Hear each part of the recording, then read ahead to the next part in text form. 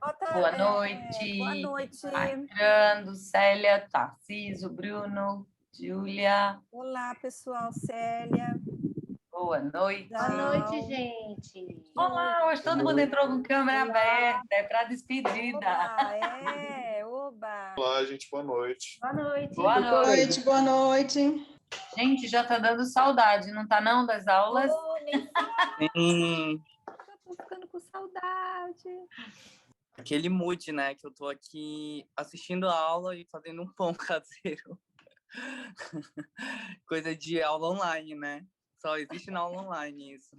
Gente, falar em aula online, já que você falou só existe em aula online, eu queria saber a opinião de vocês. Vários são ainda estudantes, ou estão fazendo vários cursos. O fato das oficinas ou dos cursos hoje estarem online, por causa desse momento que a gente está vivendo, o quanto isso prejudicou o aprendizado de vocês nos assuntos que vocês estão estudando? Posso falar? Pode, Bárbara. Para mim, a dificuldade está sendo aulas que têm muito conteúdo teórico durante muito tempo. Um conteúdo que eu desconheço por completo, que não é o caso da disciplina, porque cinema a gente sempre vê, cinema é uma linguagem que a gente está fazendo o tempo todo, mas os cursos que eu fiz de conteúdos que eu não conhecia absolutamente nada e que foram aulas teóricas apenas, eu tenho dificuldade. Agora, e a dificuldade do contato pessoal, né? Mas isso de você não precisar pegar um carro, um trânsito para ir para um lugar ter uma aula, de você poder estar dentro de casa assistindo a aula e fazendo qualquer outra coisa também, sabe? Enfim, já assisti aula fazendo faxina. Conseguir prestar atenção no conteúdo e cuidar das coisas da casa. Isso é vantagem para mim. Agora, tipo, esse curso daqui eu não achei que me prejudicou no aprendizado, entendeu? Pelo contrário, o fato de estar em casa eu consegui me concentrar mais. Para mim, já justamente estar em casa que é a dificuldade, porque já teve momentos que eu estou assistindo a aula aqui, está rolando um grande fight lá atrás e a concentração fica... mais aberto. Eu acho isso daí também. Eu não vejo como algo tão positivo assim, porque parece que a vida pessoal e profissional se mistura, fica mais difícil separar as duas coisas, porque tudo está acontecendo no mesmo ambiente. As pessoas não entendem, às vezes, que você não está de férias, que você está em home office ou que você está em aula, e ficam demandando sua atenção dentro de casa, como se você não estivesse ocupado fazendo alguma coisa realmente séria. Outra coisa negativa que eu vi também é o que Collier, que pronuncia o nome, não tenho certeza, foi esse prejuízo também na parte prática dos cursos, das aulas. É muito diferente você ter uma aula sobre, sei lá, iluminação, por exemplo. Ter uma aula meramente teórica no computador e você tá num teatro ou num set de filmagem, realmente vendo o equipamento, conhecendo o equipamento, posicionando ele, faz diferença.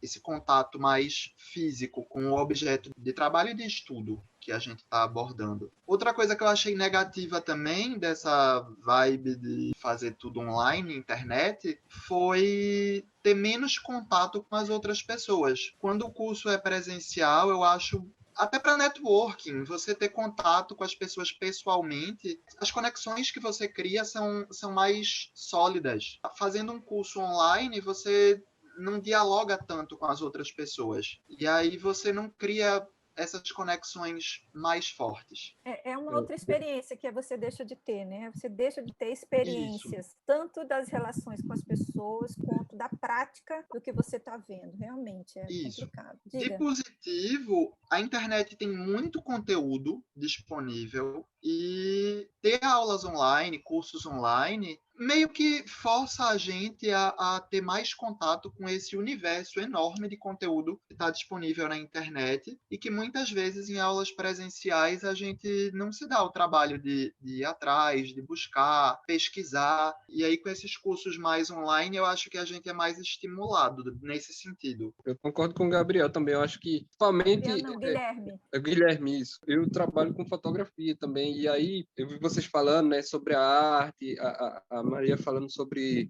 as iluminação, eu fico imaginando, eu digo, nossa, porque a fotografia é muito prática, né? Eu acredito que é a direção de arte também, e aí se talvez essa oportunidade fosse uma presencial e aí tivesse uma aula prática, o quão diferente a gente conseguiria assimilar. Não que a gente não esteja assimilando, né? Mas o quão iria somar, né? Para o aprendizado, né? Da gente. Fora que, tipo, às vezes, que não é o caso daqui, né? Mas, tipo, quando a gente fica muito tempo, né? No caso, eu na frente do celular, o brilho do celular às vezes até incomoda, né? Por isso que muitas vezes eu fico até a câmera desligada, porque, tipo, a gente não consegue ficar olhando, né? Tem até uma pesquisa sobre isso, né? Que muita gente não gosta da questão da aula online por conta das telinhas pequenininhas que fica, né? Que a gente fica olhando, aí tem o fator da gente ficar se olhando também, que causa um incômodo, e aí isso termina dificultando. Não é o caso daqui, né? Que eu acredito que por ser curto, né? Por ser um período curto, o que está sendo passado não é tão prático assim, né? A maioria em si é teoria, né? Termina facilitando um pouco. Muitas vezes, inclusive, eu fico jantando e fico assistindo, por isso muitas vezes eu fico até com a câmera desligada, mas eu acho que tem uns prós e uns contras, né? Assim, eu, pessoalmente, eu acho que seria bem mais enriquecedor, né? Obrigada, Tarcísio. Célia, fale, Célia. Então, mas o que eu ia falar, quase que todos já falaram, as coisas positivas e as coisas negativas, mas assim, com relação à fotografia, à direção de arte, a arte no geral, na minha opinião, é uma arte essencialmente humana, né? Então, você não faz arte só. Então, você trabalha com equipe, trabalha com pessoas, trabalha em grupo, ninguém faz nada só. E a internet, de certa forma, ela dificulta esse lado, né? Ela não te dá essa possibilidade do contato visual, né? Da troca, que é tão necessário para se trabalhar nesse universo que a gente está, que é a arte, fotografia, o envolvimento, tudo. Mas, por outro lado, eu falo por mim, eu sou uma pessoa que tenho 53 anos, vou fazer 54, e para mim, essa acessibilidade de poder ter aula online, como essa que eu estou tendo agora, só quem me permitiu isso foi a internet, foi esse estado que a gente se encontra, cada um na sua casa, tendo que fazer as coisas home office, e o que me deu oportunidade para isso, que talvez eu não tivesse em tempos normais, entendeu? E aí a internet, nesse período, eu acho que ela está cumprindo o seu papel, sabe? E todos os conteúdos que estão sendo colocados, alguns, claro, tem muita coisa, muita besteira, mas assim, os sérios, as pessoas que estão se predispondo a botar seu conhecimento na tela para que outros vejam, é maravilhoso, gente. É maravilhoso porque, assim, nunca na vida teve tanto alcance, sabe? Como está tendo agora. Por exemplo, a oficina de vocês, o trabalho de Céfalo, o trabalho do pessoal que está aqui no grupo. Pô, eu vi coisas maravilhosas. E isso a internet que dá essa possibilidade, né? É isso. Ok, Célia, obrigada.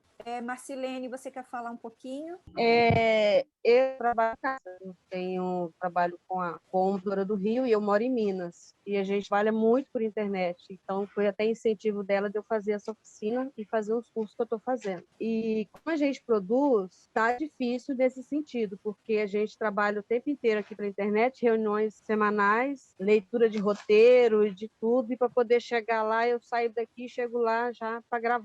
Entendeu? Já aquela correria. Então, assim, esse aprendizado desse fórum, para mim, está sendo muito bom, muito mesmo. Eu tenho discutido muito com a minha diretora sobre essas aulas que a gente está tendo. Então, assim, eu não vejo dificuldade por isso, por eu já trabalhar em casa, eu já fazer tudo meu é online, né? Então, sim, eu não estou tendo dificuldade nenhuma nesse sentido. Eu trabalho em casa com outros serviços, eu também faço produtos de brindes, umas coisas, né, para festas. Sempre trabalhei em casa, tem 6 anos que eu trabalho em casa, essa bagunça aqui atrás de mim é todo o meu escritório, minha confusão, então, assim, sinto muito falta do presencial, por exemplo, eu ir praticar o que eu estou aprendendo aqui durante esse período, entendeu? Isso aí estou sentindo falta. A gente nem sabe quando vai poder fazer, né? Mas só queria agradecer e falar que está muito bom. Ok, Marcilene, obrigada. Alba, por favor, vamos começar? Boa noite, né, para quem chegou agora, para quem eu não vi ainda. Como hoje é nosso último encontro, eu preciso dar novamente alguns avisozinhos e deixar algumas coisas registradas. Então, primeiro,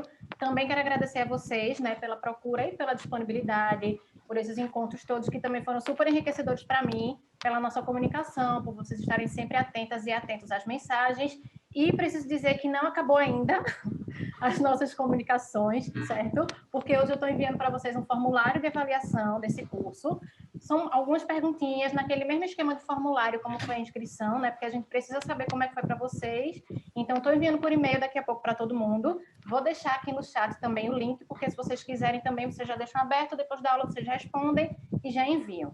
Bom, e preciso dizer também que esta oficina é uma realização da Artes Cênicas e está sendo possível por ter sido um dos projetos selecionados no edital emergencial da Lei Aldir Blanc, através da Fundarp, Secretaria de Cultura, Secretaria de Micro e Pequena Empresa, Trabalho e Qualificação, Secretaria de Desenvolvimento Social, Criança e Juventude, Secretaria Especial da Cultura, Ministério do Turismo e Governo Federal, certo? Outra coisa, para a emissão dos certificados, eu preciso que vocês tenham enviado a cópia do RG, então se por acaso alguém ainda não mandou, mande, assim como o formulário, não esqueçam de responder, porque a gente vai precisar disso tudo também. Pronto, agora é com vocês, professoras. Então, gente, a gente viu as respostas das análises que nós pedimos para vocês fazerem. Eu fiquei muito feliz, porque mais de 50% da turma conseguiu fazer. Foi muito bom. E aí a gente agora vai fazer o seguinte, a gente vai apresentar, quer dizer, cada um vai falar, agora a gente vai ter que cronometrar 3 minutinhos para cada um. A gente chama isso de pitching de elevador. Vocês têm que apresentar rapidinho para a gente o que vocês fizeram, ok? Então, Alba, quem vai ser o primeiro? Bom, alguém quer ser o primeiro ou a primeira? Se candidatar. Eu posso. Pronto, vamos lá. Quem está falando? Peraí. Rebeca Eloy. O filme que eu escolhi foi esse, que se chama Tapete Vermelho, é um filme brasileiro de 2006. E aí ele fala sobre um personagem, que é o Crisinho, que ele tem um sonho, assim, uma espécie de sonho de levar o filho dele para assistir o filme do Mazzaropi. Só que ele já é um filme de 2006, é um filme mais recente, e o filme do Mazzaropi é mais antigo, né? E aí ele vai atrás desse filme e acontecem várias coisas no filme, pode passar. As coisas que eu consegui identificar no filme em relação à elaboração do conceito de arte, eu acho que teve uma pesquisa cultural, que é para entender aquele espaço onde ele vive, a sociedade, né? Os costumes, as crenças, a religião, que dá para ver que existem muitos elementos que falam sobre isso na casinha dele, nos lugares onde eles passam e tudo mais. Social também, que vai falar um pouco da classe social deles, o estilo de vida, que é bem pacato, o gênero de cada um, a idade e por aí vai. E eu acho que também deve ter tido uma pesquisa cinematográfica, porque o filme é como se fosse uma homenagem ao Mazzaropi, e eu acho que existem algumas coisas assim que a gente pode identificar que são semelhantes, assim, o estilo do filme. Em relação à paleta de cores, eu acho que por ser uma coisa assim mais interior e tudo mais, vai muito para esses tons mais terrosos e cores mais naturais. E eu acho que o bege é uma das cores assim principais do filme. E a palavra que eu escolhi para esse filme é simplicidade, não de pouca coisa ou de pouco elemento. Eu acho que é porque ele passa muito aconchego, sabe, no filme inteiro. E aí algumas imagens que eu trouxe para o filme que fala um pouco sobre a estética dele, né? Sobre o Mazzaropi, aí eu fiz essa paletinha de cores que eu consegui identificar e que eu consegui enxergar no filme, e algumas imagens do filme, que é muito bom, recomendo, gente. Ok, Rebeca, muito bem, parabéns. Muito Obrigada. bacana. Parabéns, muito Rebeca, tá mesmo. lindo. Muito bem identificado. Muito bacana. O filme que eu escolhi foi Jojo Rabbit, que é um filme que aborda o treinamento de um garoto dentro da questão militar no tempo do nazismo na Segunda Guerra, na Alemanha, né? Então, para mim, assim, a visão que eu tive é que o conceito de arte foi pensado a partir de uma estética da ótica da criança, né? Daquele mundo mais lúdico, mais otimista, de como ele vê esse universo com muita alegria, porque ele considera essa sociedade muito correta, muito ética, assim, ele vive numa bolha de prosperidade que aparentemente não é afetada pelos horrores da Segunda Guerra. E as cores traduzem um pouco isso, né? Porque a gente percebe que essas cores destoam das representações habituais que a gente vê de guerra, né? Com os tons mais terrosos, mais uma coisa mais cinza, mais cores mais, como se posso dizer assim, acho que mais escuros, né? Uma coisa mais pesada. E ele acaba trazendo uma certa leveza, todo esse colorido assim que tem na direção de arte dele. A cor que tem mais destaque, assim, pela minha percepção, foi a cor vermelha em suas várias tonalidades, mesmo quando você vê que os tons mais escuros geralmente são nos uniformes, nos fardamentos militares, mas ainda assim ele sempre tem alguns detalhes que pegam a cor vermelha. Isso, até esqueci de colocar o cartaz, mas ele também está no cartaz. E o vermelho está sempre dando uma certa, como se fosse uma luz, assim, sabe, para a imagem, trazendo cor. Os tons de marrom também, que são bastante utilizados, eu tive a percepção que eles mostram meio que uma graduação dos fardamentos militares. E todas as cores utilizadas também, uma característica que eu achei bem marcante foi que são, eu não sei se seria a palavra correta, que eu não tenho repertório para falar sobre cor, mas é como se eles tivessem um aspecto de musgo, assim. Eles são cores um pouco mais, tons mais escuros, sabe? E a palavra que a direção de arte traz para mim as cores, né, nessa direção de arte desse filme, ela é leveza, porque ela aborda um tema bem pesado, mas eu acho que a diretriz tomada pelo diretor e pela direção de arte foi para trazer leveza e dar esse contraste e o tom satírico, assim, dessa ambientação, né, do universo, pode-se dizer que infantil, nesse cenário que a gente conhece, que é de conhecimento assim, de geral, que é um cenário muito, muito violento e tal. Eu acho que aí ele acaba trazendo a forma que as cores são distribuídas nesse filme, ela traz, pelo menos para mim, ela traz muita leveza e você tem a impressão de estar se tratando de uma sitcom, uma comédia leve. Assim. Legal, Gabriel, muito bom, viu? Ficou muito bacana, tá bem bacana mesmo. Parabéns, muito bom. Próximo. Tarcísio, ok. O meu, eu não trouxe tantas imagens, né? Eu falei mais da parte de fotografia. Eu também não consegui as imagens, mas o filme que eu sugeri foi La La Land. É um filme que, tipo, eu tenho muita resistência com musicais, né? Mas, para mim, acho que talvez a história dele, ele tem na sinopse, que é a história de uma jovem, né? Que ela tem o sonho, né? De ser uma grande atriz, mas por várias barreiras, né? Ela tem grandes tropeços, e aí ela conhece uma pessoa, enfim, que ambos têm sonho, mas eles precisam definir, né? Se segue o sonho de um ou segue o sonho de outro, né? E então eu achei, assim, é um filme muito bom, né? Não é à toa que teve uma repercussão muito grande, né? No Oscar, no ano. E sobre a fotografia dele, ele, como o filme, o título já diz, né? Que é La La Land cantando as estações, ele começa com verão, enfim, vai seguindo as estações, e essas estações, ela também vai seguindo os sentimentos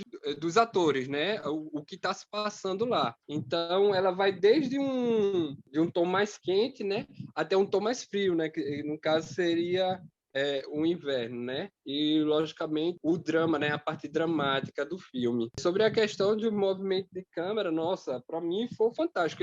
Eu não sei se todos já assistiram, mas ele já começa com uma cena musical, né? Em cima de um viaduto, com um plano sequência lindíssimo, né? Inclusive, a direção de arte foi perfeita, assim, em questão das cores, da harmonia das cores, né? Eu não me lembro se foi já verão que começa o filme, mas ele traz um plano sequência que eu fiquei me perguntando, meu Deus, como é que fizeram isso, entendeu? Talvez, acho que a Maria tenha assistido, ou enfim, outra pessoa tenha assistido. Eu acredito que foi com drone, mas eu não tenho certeza, né? Mas, enfim, ele começa com esse plano sequência e, tipo, ele traz referência de outros filmes na cena, no caso, uma atuação, né? Questão de direção, mas ele traz referência de outros filmes musicais, né? Tipo, Cantando na Chuva, filmes clássicos, né? Mas com a fotografia, assim, original, sabe? Ele pega aquela referência, mas ele traz para o filme algo original, né? Com sua sutileza, na sua maioria, plano sequência, né? Mas, enfim. Ok, Tarciso, muito obrigada. Deu só um comentário rapidinho, Séfora. Só deu para pescar aqui, que foi feito em 2 dias, sobre um sol de 40 graus. Aquela cena da abertura. Só para você ter uma ideia. Eu já vi o making of, mas eu confesso a você que eu não sei como localizar agora. Mas vale muito a pena, é muito bacana, porque é muito sincronizado. É realmente uma coreografia de movimento de ator e câmera. E por ser musical, então, maravilhoso. Eu me imaginando como é que Maravilhoso. conseguiram parar um viaduto. Eu não sei se teve um chroma key, alguma coisa, mas eles pararam o viaduto. Maravilhosa sua análise. Não, eu acho que tinha, eu acho que aqui não foi croma, não. Para você colocar essa quantidade de carros, você precisava mesmo parar. Mas eu acho que existem estradas que são muito desertas, então não é uma coisa talvez tão difícil. Vamos lá, Bárbara, você agora. Em Hollywood, nada é impossível. Nada é impossível. Amor não tira férias. Então, é um filme bem simples, assim, mas eu tentei rever alguns filmes que eu já tinha visto, né? Eu vi outros filmes esse final de semana, mas esse filme foi um filme que me tocou muito da primeira vez que eu vi ele, faz muito tempo, e eu revi por isso, né? Ele é a história de duas mulheres que estão com problemas de relacionamento e elas trocam de casa. E a partir do momento que elas trocam de casa, sem se conhecerem, a gente conhece a diferença das personagens dentro desses ambientes, assim. É muito chocante a diferença da forma como elas organizam o seu ambiente de vida, né, que é a casa. Então, o filme é todo nessa cor meio outono, assim, é sempre branco, bege, tons de terra, né, branco, preto e tons de terra, algumas poucas coisas verdes, e aí a cor que é essa cor mais quente, né, Séfora, como é que tu chama? Essa cor de destaque que eles dão. É sempre o azul, em alguns tons variados, mas tons azuis, né? Sempre tem alguma coisinha azul, o amigo dela. Então, assim, coincidentemente, a primeira personagem que apareceu aí, ela trabalhava com cinema. Ela fazia trailer de cinema. Esse rapaz daqui de preto é amigo dela, que aí essa outra menina que foi para casa dela acaba se apaixonando por ele e conhecendo esse cara daqui de baixo, que é um grande roteirista de cinema, e ela trabalha com um texto também, com redação. Roteiro. Deixa só um pouquinho. Com roteiro. Aí eu separei a diferença das casas. Olha, o da direita, não, o da esquerda é o dessa atriz que o papel dela é de uma pessoa bem descontrolada, bem desorganizada. A casa é um chalezinho bem aconchegante e a outra é uma casa assim, cinza, branco e bege, com tudo controlado por controle remoto, assim. Ela clica no botão, as cortinas fecham. Fala muito de cada personagem, os lugares que elas vivem, assim. Eu lembro que esse filme marcou muito a direção de arte, assim, bem sutilmente, mas muito profundamente na construção dos personagens, né? Aí essa é a casa que a personagem mais desorganizadinha, mais destrambelhada, ela vive, que é uma casa bucólica, um chalezinho bucólico no meio de Londres, de uma cidadezinha perto de Londres. E essa é a outra casa, que ela é toda... Só faltava ser aquele jardim francês, assim, com as plantas tudo bem super certinho, high-tech, né? sabe? Em Los Angeles. Mas, assim, tipo, ela é muito certinha, essa pessoa que mora nessa casa. E aí é muito engraçado, porque tem horas que ela tá numa situação de vida e ela pensa como se fosse ela escrevendo o trailer da própria vida, assim, sabe? Da situação que ela tá vivendo. Eu revi esse filme e certas coisas eu só percebi quando eu vi de novo, assim. É muito, muito bacana. Okay. Essa relação com o próprio cinema que o filme tem. Ok. E qual é a palavra que te inspira nesse filme? As duas banheiras. Tá. Contraste, eu acho. Contraste. A palavra está aí. Massa! Muito boba! Muito bacana. E o filme é bem divertidinho, né? Muito divertido. Gente, agora Guilherme, tá? Guilherme Nobre. O meu filme é A Forma da Água e eu analisei a direção de arte do filme, não foi a fotografia. Desculpa, Maria. Maravilhoso. Sobre o tipo de pesquisa elaborado para o conceito de arte, eu acho que foi muito importante uma pesquisa histórica, foi fundamental para o filme, porque o filme se passa nos Estados Unidos da década de 60, durante a Guerra Fria, e um dos cenários mais marcantes e que mais aparecem no filme é uma base militar da década de 60. Então, todo o maquinário, toda a atmosfera dessas bases militares teve que ser pesquisada para ser reproduzida da melhor forma possível, né, no filme. As residências também são muito notáveis ao longo do filme, porque aparece a casa não só de Elisa, que é a personagem principal, a protagonista do filme, como a casa de outros personagens também. Então, foi muito importante todos os objetos de época, os papéis de parede de época, todos esses detalhes que tinham que, no cenário, remeter à década de 60 e à cultura daquele povo naquela época. Nas áreas urbanas também, tem algumas cenas urbanas no filme, e é claro que também precisa de um cuidado especial com esses cenários, com o tipo de letreiro que você usa, o tipo de pôster, o tipo de placa, tudo tem que ser pensado da forma como era feito nos Estados Unidos na década de 60. Figurino também é muito importante ressaltar que o estilo de roupa também tinha que ser referente àquela época e àquele lugar. E maquiagem.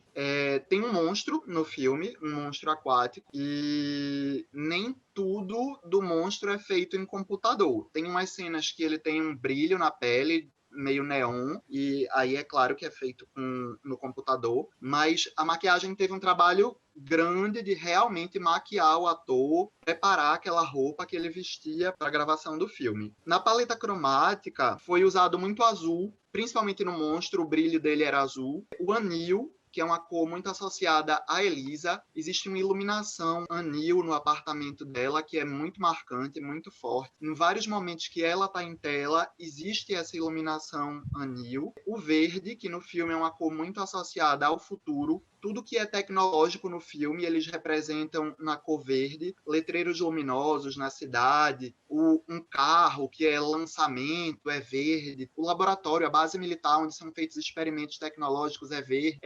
O amarelo, a iluminação dos outros apartamentos, fora o de Elisa, são amarelas. Os outros personagens são associados muito ao amarelo. E o vermelho é a cor de destaque do filme, que aparece muito na protagonista, na Elisa. Na roupa, na tiara, mas aparece vermelho também no cinema e no sangue. Mas e a palavra que você... Estou falando da palavra amor. Quem é? Débora agora? Começou, Débora. Eu fiz uma coisa bem simples, assim, na verdade, bem resumão. Mas o filme que eu analisei a direção de arte foi Scarface, a versão de 1983, porque é um remake, né, da de 1932. É a história de um refugiado cubano, né, que é o Tony, e ela se passa em Miami, nos anos 80, e é exatamente isso que eu coloquei, que foi o tipo de pesquisa realizada para a elaboração do conceito, né? Que também envolve um pouco o cenário da máfia,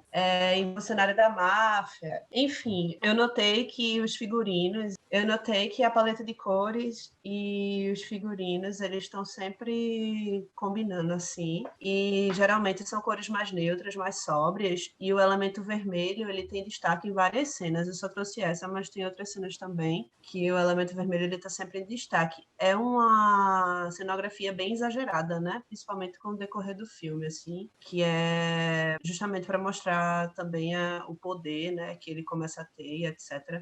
E eu achei também que ela acompanha muito a história do personagem, assim, do começo ao fim. E a palavra que eu escolhi para representar a direção de arte foi impacto. Eu achei bem impactante, assim. É isso. Ok, então vou aproveitar e vou fazer um comentário, já que tem um tempinho aqui. Débora, é o seguinte, esse filme, essa versão desse filme, ele foi feito em 1983. Quando você fala que o filme de época, na verdade, ele não é um filme de época, porque na época que ele foi feito, ele é um filme contemporâneo. Ele hoje é um filme antigo para nós, porque nós estamos em 2020, mas na época que ele foi feito, ele era um filme contemporâneo, ele não era um filme de época, entendeu? Então, tudo que está acontecendo ali são os figurinos e tudo, inclusive o filme ele começa num acontecimento político que aconteceu na época em Cuba. Sim, total. Que foi que o Fidel ele abriu a ilha e muita gente fugiu nesse momento, aproveitou para fugir. Então, isso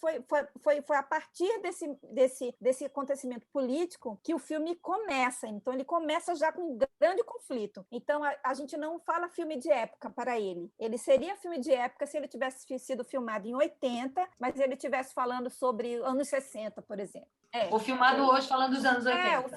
Eu digo, mas se ele fosse filmado nos anos 80, para ele ser de época nos anos 80, ele teria que estar falando de um passado muito mais longínquo, né? Então, na verdade, ele não é um filme de época, ele é um filme contemporâneo para a época que ele foi feito, certo? Conseguiu entender mais ou menos a diferença, Débora? Entendi, sim. Foi ótima a sua análise, esse filme é maravilhoso. Parabéns. Muito bom. Guilherme, parabéns para você também, que foi tão rápido que eu acabei não teve palminha para você. Eu acho, só comentando sobre o Scarface ainda, eu acho que ele tem uma coisa que vai no crescente do filme, que é a ostentação, né? Na medida que o personagem vai ganhando dinheiro, tudo vai ficando muito exacerbado, tudo vai sendo muita ostentação, em todo sentido. É tipo assim, vou ter torneiras de ouro, vou ter isso, porque o dinheiro chegou, né? Então, por aí. Ele critica o capitalismo, mas ele é extremamente capitalista e consumista. Então, existe uma grande contradição aí. Bom, o personagem, ele é um personagem que a gente quer matar, mas quer que ele fique bem ao mesmo tempo. É muito bom esse roteiro. Bom, a cena final é épica, né? É bem épica. Então, vamos lá. Quem é o próximo? Deixa eu mostrar só as imagens de Guilherme, porque realmente o PDF dele tinha 10 páginas, mas quando salvou, por algum motivo do além, só salvou uma página. Rapidinho. Enquanto tá fresquinho, né? Mostra pra gente não rapidinho. Só mostrar, Guilherme. Essa é a protagonista, a forma da água. A forma da água. Comentou sobre os tons de azuis, de verde. Maravilhoso também esse filme, maravilhosa, né? A arte também. Ele ganhou Oscar de direção de arte, vale muito a pena assistir. Muito bom, é muito bom. O amarelo e o vermelhinho da paixão. É lindo, é muito lindo, muito delicado. Gente, Guilherme Del Toro, né, gente? Eugênio Caballero, cenário, né? Eugênio Caballero, mais uma vez, aquele cara que vocês escutaram a entrevista dele. Incrível. Incrível. Ótimo. Obrigada, Guilherme. Agora é Rebeca. Eu passaria muito mais tempo falando do filme. Eu também, eu passaria muito mais tempo falando de todos os filmes que vocês estão trazendo aqui. Gente, lá, Rebeca, tá? Rebeca Laranjeira.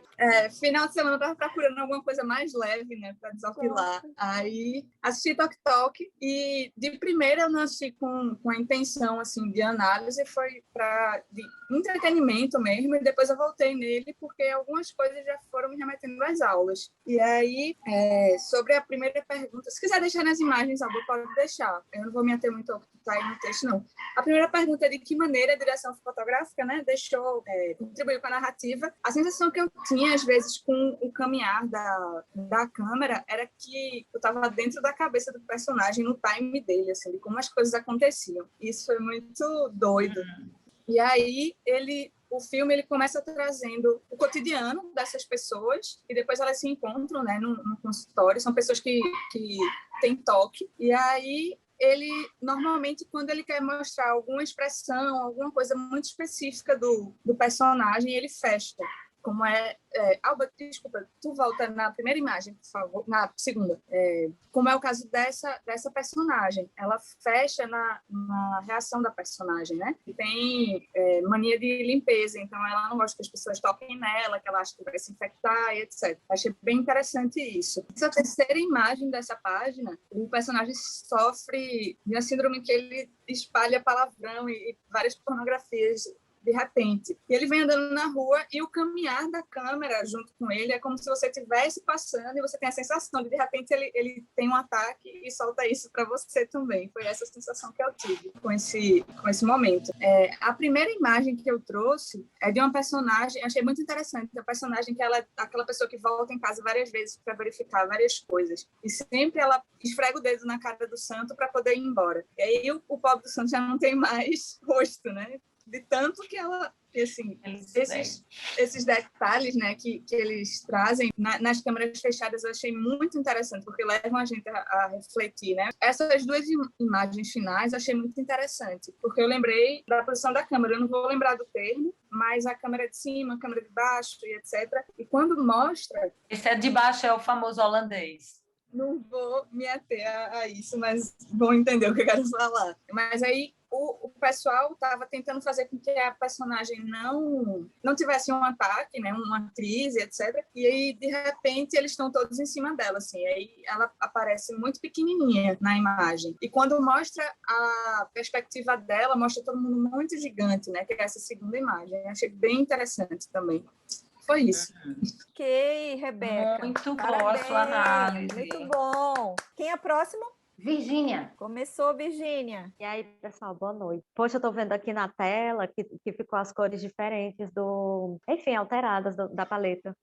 Bom, o filme que eu assisti, né, para analisar a direção de arte foi Cabra da Peste, a direção de arte é da Juliana Ribeiro. E aí é um filme que se passa numa cidade fictícia, né, no interior, no Ceará, chama Guaramotim, se eu não me engano, e em São Paulo também. E aí a história de um policial, que ele encontra com outro policial em São Paulo, e aí eles vão atrás de resolver um caso. E aí a paleta de cores é porque realmente está alterada, não foram essas cores que eu vi, né, na imagem do meu computador na hora, na tela. Mas, de qualquer forma, as cores mais presentes são as cores azul e amarelo e uns tons quentes, porque é isso, como se passa no interior do Nordeste, o pessoal associa assim muito a calor, né, porque de fato é bem quente. E quando a cena vai para São Paulo, aí já fica mais um cinza, assim, né? Uma cor mais escura. E, bom, aí é isso. A próxima é Luciana. Bom, o filme que eu escolhi foi Her. Na sinopse, brevemente, ele é um recém-separado que vive uma vida muito solitária e melancólica, quer dizer, e aí contextualizando, né, o tempo. É num futuro não tão distante, porque em momento nenhum eles falam sobre exatamente em que ano o filme se passa, mas num futuro não muito distante, esse recém-separado, muito melancólico, muito solitário, resolve comprar um sistema operacional, um assistente virtual, e aí ele se envolve com essa assistente virtual e eles acabam se apaixonando, porque ela desenvolve ela como se fosse uma inteligência artificial, né? E o filme questiona muito a relação entre humanos e tecnologias. E aí, você vê que o conceito, a pesquisa que foi realizada para conceituar essa arte foi muito uma pesquisa de que futuro eles queriam construir para esse filme, né? E aí eles levaram em conta, né, para construir a arquitetura, a tecnologia, a forma com que eles se vestiam e a forma com que eles se portavam. Só que o que eu achei mais interessante é que, na contramão de muitos filmes que constroem esse aspecto futurista com inovações tipo high-tech, roupas com um design mais espacial, o filme vai totalmente na contramão. Ele faz uso de elementos antigos. Então, a gente vê muitos mobiliários e objetos dos anos 60 a 80. O próprio vestuário é um vestuário totalmente fora dessa ideia futurista. As roupas são vintage, eu não tenho muita propriedade, não consigo dizer com segurança de que época que são, mas assim, a gente olha e nota que é uma coisa mais antiga, assim, não é nem do nosso tempo. Não que seja uma roupa de época, né? Mas é uma roupa que não combina com essa visão de futuro. E aí, até mesmo nos equipamentos eletrônicos, tipo, o celular dele é um negócio que parece muito um porta-cigarro. E com relação à paleta cromática, eles usaram muitas cores quentes na maior parte do tempo, mas eles fazem uso também de alguns tons de azul, principalmente em alguns momentos em que a cidade aparece. O fundo, né? Tem pouca saturação e são tons azulados, assim, que fazem com que a gente tenha uma sensação de tristeza, assim, um pouco de solidão. As cores, eu não fiz aquela escalinha visual, mas as cores mais usadas, eu acho que tem umas imagens aí embaixo. Eu botei poucas, porque eu acho que eu não entendi muito bem as fotos, mas eu acho que eu consigo dizer um pouquinho com essas imagens. Mas eles usam muitos tons de marrom.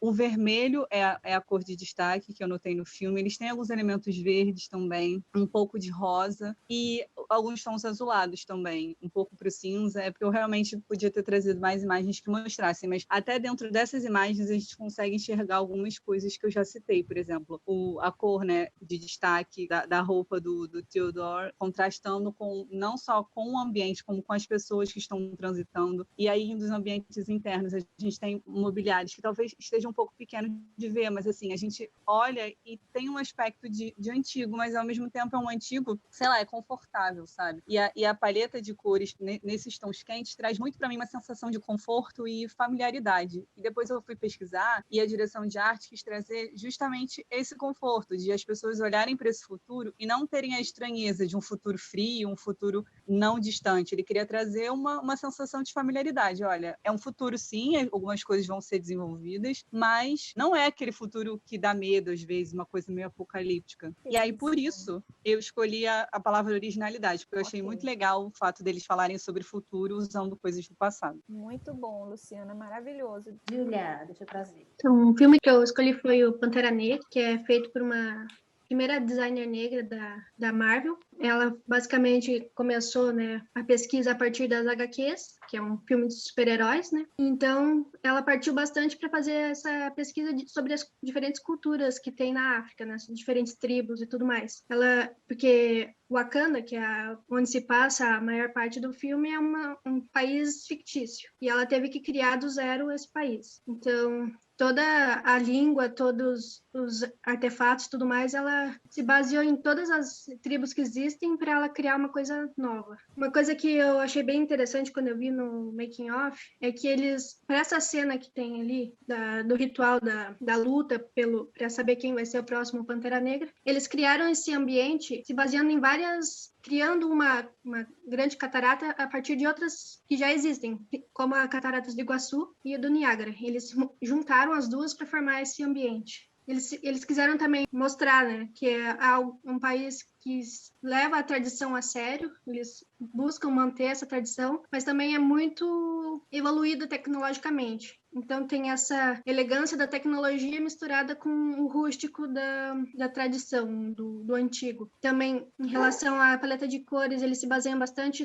no colorido que tem na África. Muitas roupas e artefatos são muito coloridos, mas eles focam bastante no amarelo, no vermelho e no verde. O amarelo, principalmente, uma coisa mais dourada. E também indo pro azul, pro roxo, uma coisa assim mais para realeza, focando mais mesmo no príncipe, no T'Challa, né, no rei. Nessa cena não tem tanto essa escuridão, né, no preto que eles usam, mas tem bastante tons terrosos no filme inteiro, em todas as cenas, principalmente quando eles vão para a Coreia do Sul também, eles mostram um outro ambiente, né, outra pesquisa, eles precisaram tanto da arquitetura africana quanto a coreana, né, para fazer o filme. E em uma entrevista a designer disse que foi o ambiente que ela mais gostou de fazer, por causa de todas as texturas, tudo mais da origem coreana, né? Também eles se basearam também na pesquisa da influência africana nos Estados Unidos, por causa do vilão, que é um descendente dos wakandanos, mas que mora nos Estados Unidos e volta para exigir sua coroa e tudo mais. Outra coisa das cores que eu percebi agora, mais tarde, é que eles se baseiam bastante nas joias do infinito, que é uma coisa que liga todos os filmes da Marvel. Dá para ver isso bastante ali naquelas imagens de baixo, que são dos créditos, que remete bastante a isso. Ainda mais porque o Vibranium, que é a tecnologia que eles usam, vem dessas joias, né? Então tem o vermelho, o roxo, o amarelo, o azul, que eles são uma coisa mais vibrante, assim, remetendo a essas joias. Os créditos, eles meio que resumem também o filme, eu achei, assim, né? Porque eles mostram alguns detalhes importantes do que acontece no filme, para você voltar, assim, e prestar atenção. Ok, Júlia. Muito bom a sua apresentação. Para você também. Muito legal. Vocês quiserem ir anotando algumas perguntas para fazer dos filmes, a gente com o tempo mais lá na frente, aí vocês podem fazer pergunta entre vocês também, gente, tá? Se vocês tiverem curiosidade de saber alguma coisa a mais de cada filme ou de um filme que interessou vocês, certo? O próximo é Bruno. Bruno, qual é o teu filme? Foi A Prova de Morte. Ai, queria tanto ter a noite inteira para vocês falarem muito mais, cada um de vocês, do filme de vocês, porque vocês trouxeram filmes maravilhosos. Vamos lá, Bruno? Pronto, essa é a Pode primeira. começar. Para começar, eu vou me assumir logo assim um amante de filme trash, tá? Então, esse é um filme que foi feito em parceria do Tarantino com Robert Rodrigues, né? Que são dois grandes diretores. E é um filme de terror e eles se inspiraram em filmes de terror dos anos 70, assim, para fazer, né? Para fazer esses dois filmes acontecerem. Eles fizeram dois filmes. E esse é o A Prova de Morte, é um filme de 2007, com a direção do Tarantino. Ele é um filme que ele conta a história de um serial killer, que ele tem um carro, que é a prova de morte, e ele vive de seduzir garotas, assim, para trazer para esse carro, só que aí elas descobrem que o carro é a prova de morte só para quem está dirigindo. E aí rola toda aquela cena, né, de filme de serial killer. E o que eu gosto muito, assim, tipo, muita gente fala que esse é um dos piores filmes do Tarantino, assim. Só que, eu amo trash, então, sabe, eu nem ligo pra isso. E ele é muito recheado de cenas icônicas, assim, tipo, essa aí é a primeira cena que a Alba tá mostrando, que fala muito sobre o diretor, né, tipo, o Tarantino, ele tem uma ficção, assim, uma fixação por pés, então, em alguns filmes dele sempre tem muitas cenas de pés, né. Essa aí eu botei só para mostrar, falar um pouco sobre as cores, porque quase em todas as cenas do filme a cor vermelha está presente. Absolutamente todas as cenas, assim. E essa é uma cena besta, assim, e eles conseguiram encaixar o vermelho, sabe? Eu acho que o vermelho, ele vem muito nessa narrativa de falar sobre as meninas, né? Porque também conta a história de um grupo de amigas que saem para badalar e trombam com ele em uma noite. E aí ele explora muito como é essa pegada do filme de estética anos 70, né? Então eles abusam muito de alguns elementos, assim, uma estética que abusa muito da sensualidade delas, uma estética que abusa de drogas, violência, né? Que é a marca, assim, eu acho que do Tarantino, em quase todos os filmes tem muitas cenas violentas e tal. Então o vermelho sempre está presente ali ou no sangue ou nessas cenas com as meninas. Essa é a cena, essa é a protagonista, assim, do primeiro grupo de meninas que aparece, que é a Jungle Julia. Ela é radialista no Texas, e essa é a cena, assim, quando elas vão para essa noite, né, badalar e tal. E o que eu acho muito interessante é a ambientação, porque esse filme, ele foi feito em 2007, né, e ele consegue representar muito bem, assim, o que acontecia naquela época, assim, por exemplo, como as meninas se vestiam, os cenários, os elementos. Tem uma pegada, assim, meio rústica, porque é no interior, assim, do Texas e tal. Essa é a Jungle Julia, assim. E, tipo, olhando para ela, assim, eu vejo que era exatamente assim que a minha irmã se vestia, por exemplo, como todas as meninas, assim, do filme. Essa cena aí, eu só botei também para marcar o vermelho, né, que tem na cena. E o que é interessante desse filme é que ele tem uma cena, que é essa do hospital, que tem no outro filme do Robert Rodrigues. É quando os filmes deles se ligam. O outro filme é sobre um apocalipse zumbi, é uma loucura, assim. E são filmes bem trashes. Vale a pena assistir. Gente, essa aí, pra mim, é o marco de imersão da época, de tudo, sabe? Porque esse esmalte tirado, assim, eu acho que é um marco de realidade, sabe? Desse filme, assim. Te coloca na realidade, sabe? Porque, gente, quem é que tem o esmalte perfeito todo dia? E o celular da Nokia, assim, eu não tenho nada mais anos 2000, né? Do que essa cena aí. E aí ela tá falando com o boy, tentando marcar alguma coisa. Essa foto é bem começo do filme também. E aí mostra ela no ambiente dela e tal. Então ela parece uma moça de poder aquisitivo, assim, né? E aparece essa foto aí bem grande. Pra mim parece, assim, que ela quer ser essa mulher da foto. É isso, gente. Então a palavra que eu escolhi foi imersão, porque eu acho que ele te imerge muito, assim, no tempo, né? Na temporalidade, assim. É bem o que era 2007 mesmo. Durante as cenas, assim, ele te imerge na situação. Principalmente as cenas de ação, assim, elas parecem que tu tá vivendo lá. E a paleta são essas cores quentes, de amarelo, vermelho, laranja, e o vermelho que tá em tudo, tá? Ótimo, Bruno. Obrigado, Parabéns. gente. Desculpa a muito demora. Legal, viu? Muito bem. Obrigado. Rodrigo Chagas. Boa noite, gente. Conseguem me ouvir? Sim. Primeiro, quero pedir desculpa, porque eu acho que eu escrevi muito, mas vou ser bem sucinto falando, tá? Então, pode começar, Rodrigo. Tá certo. Então, o filme que eu escolhi foi Moonlight, né, de 2016. Eu dividi assim, escrevi bastante porque o filme ele é marcado em 3 momentos. Então, a gente tem o primeiro momento, que é o Little, que é quando a gente tem o protagonista, a criança, morando em Liberty City, em Miami, num bairro periférico de Liberty City. Então, a gente tem conjuntos habitacionais, a gente tem cores bem saturadas. A direção de arte, ela busca trazer bastante isso. Inclusive, nessa cena, tem a frase icônica do filme, Porque é Moonlight, né? Que é quando o Juan, que é um personagem, ele explica pro Chiron, que é o principal, que quando ele era criança, uma senhora falou para ele que em Moonlight, Black boys look blue, que é sob a luz do luar, os garotos negros parecem azuis. E aí a gente tem uma ambiguidade nessa frase, porque blue em inglês também pode simbolizar tristeza. E o personagem, ele sempre está rodeado de azul. Criança, adolescente, ele sempre está rodeado de objetos de cena, o cenário azul, mas ele nunca veste azul. Então, a gente pode entender isso, mas a gente pode entender isso como se o personagem sempre estivesse rodeado de tristeza, mas ele negasse isso para ele, tá? Então, no segundo momento, a gente já tem o Chiron adolescente. O azul, ele continua sendo parte dessa paleta, então tem muito azul ainda. Mas aqui a gente percebe uma presença maior do amarelo, do cinza, do verde. O verde também ele está sempre nas cenas. E uma cor, já vou emendando aqui, mas uma cor que eu percebi que tem bastante destaque, uma cor de brilho, é o vermelho. Tem algumas cenas cenas que aparece só o vermelho no meio do azul e tem esse destaque, né?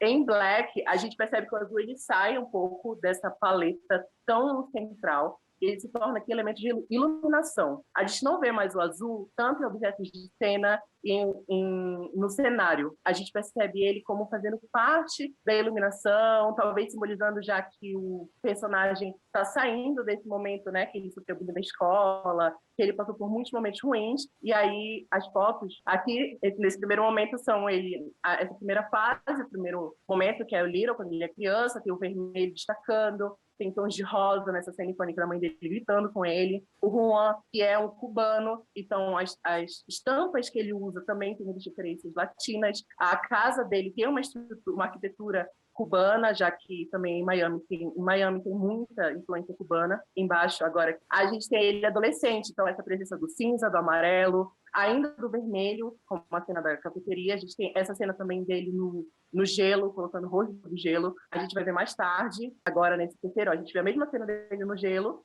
já adulto, já com a luz muito azul. Aqui do lado a gente tem outro personagem com a luz azul. O restaurante e a casa, né, que aparece nesse terceiro momento, eles estão com elementos de cores quentes, o laranja, o amarelo. A gente percebe alguns desenhos que a direção de arte escolhe. E o azul está presente somente na camisa do outro personagem. A palavra que eu escolhi para simbolizar o filme, né, o que a direção de arte passa é a empatia.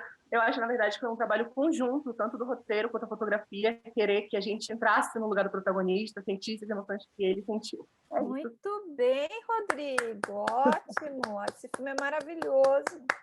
Parabéns. É meu favorito. Obrigado. Sara! O filme que eu escolhi foi esse, O Retrato de uma Jovem em Chamas, que já foi citado também aqui.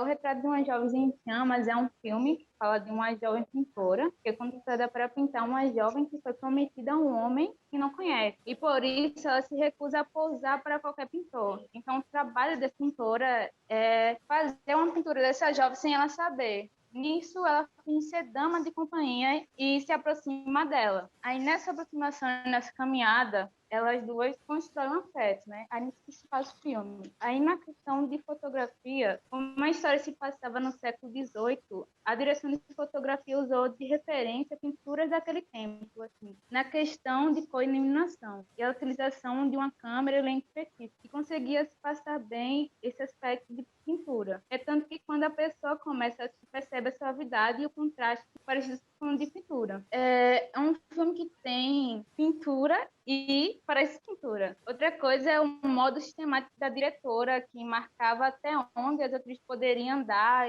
virar o rosto, tudo para contribuir em um bom enquadramento. O movimento da câmera é composto por traves, seguindo as personagens em frente e acompanhando o andar delas em movimento. Em parte da câmera fixa também, né? Em questão de posição, ela é colocada acima dos ombros dos personagens para focar no olhar. No decorrer, é interessante como é dividido os planos nessa questão de olhar. No plano contra plano delas, trocando olhares, os planos médios, curtos, focando nas expressões delas. O plano detalhe que mostra o olhar da pintora, que observa cada detalhe de Heloísa para pintar, tomando tudo o olhar e ser olhado. É a estratégia da roteirista e diretora. Isso fica mais claro porque, na maior parte do filme, o silêncio prevalece, dando foco para a emoção visual. Eu acho que outra pessoa falou do mesmo Alguém filme. mais falou sobre esse filme? Eu falei. Marcilene. Marcilene, você quer apresentar agora para dar continuidade? Eu coloquei muita foto, porque eu achei esse filme maravilhoso. Ele passa na França, no século XVIII. Ela falou, conta a história de uma jovem pintora, e eu acho que a pesquisa para poder ver essa jovem pintora, porque na época não tinha pintora mulher, né?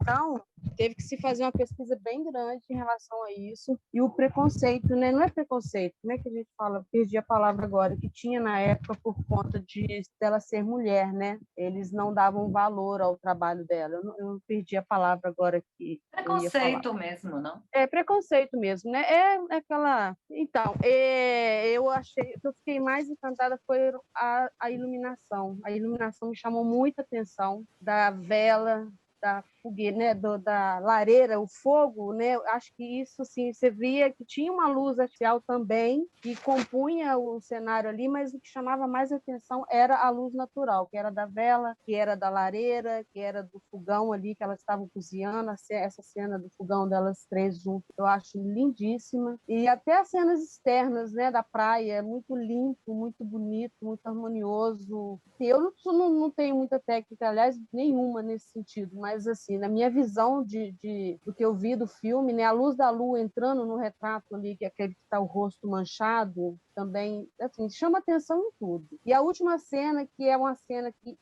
sempre quando elas estavam juntas, era tudo muito branco, tudo muito claro, muito limpo, muito suave. Eu sempre percebi isso também. Que o filme passou praticamente todo no escuro, né? Todo dentro da casa, todo na vela, na lareira, no fogão, todo no fogo. Então, foi isso que eu achei do filme. Eu acho o filme é delicado. Eu acho assim, maravilhoso. É isso. Ok, Espero que tenha Marcelene, passado. adorei a palavra que você usou, delicadeza, porque realmente isso tem tudo a ver com a direção de arte, a delicadeza. Muito boa essa palavra. Parabéns, Marcelene, muito bom. Parabéns. Obrigada, gente. Luana. Oi. Eu também fiz bem simples, assim, não escrevi, não elaborei muito, mas esse filme é um curta de 2020, Os Últimos Românticos do Mundo. Eu acho que o que ele tenta, assim, é bem marcado, né? Parece até que tem, acho que um filtro que pode misturar um pouco com a fotografia, né? Que eu fiquei pensando mais na direção de arte, mas eu acho que aí mistura bastante essa relação, porque ele está sempre nesse tom róseo, né? Que ele conta a história de... É engraçado, porque fala que é de 2050, mas a estética dele é tipo dos anos... Eu sinto como dos anos 90, que tem essa coisa meio VHS, meio... Os móveis antigos, tudo meio dessa época, sabe? Um pouco antes também, alguns móveis, né? O carro é mais antigo, rádio e tal. Filme da Xuxa. E aí... tem uma coisa meio neon também, que é bem forte. E aí eu pensei na paleta de cor meio rosa, né? Os tons de rosa. Nas partes internas tem muito essa coisa da luz, do brilho, né? Essa luz neon. Aí eu acho que o tom principalmente é o rosa, mas também tem esses contrastes com o azul, um pouco do roxo. E aí, quando vai para as externas, eu percebi que ele fica no rosa mais saturado, que eu acho que é as duas próximas imagens que eu botei. O design, né, da letra também, tipo, toda a parte gráfica também conversa muito com essa coisa do passado, né? Apesar de ser no futuro, a referência estética é toda do passado. Eu acho engraçado, assim, curioso, interessante essa relação. E aí é isso, o mundo vai se acabar, não sei o quê, mas eu acho que não é muito por causa de uma nuvem rosa que está, sei lá, chegando, não sei direito. Mas é meio isso. Ok, Luana!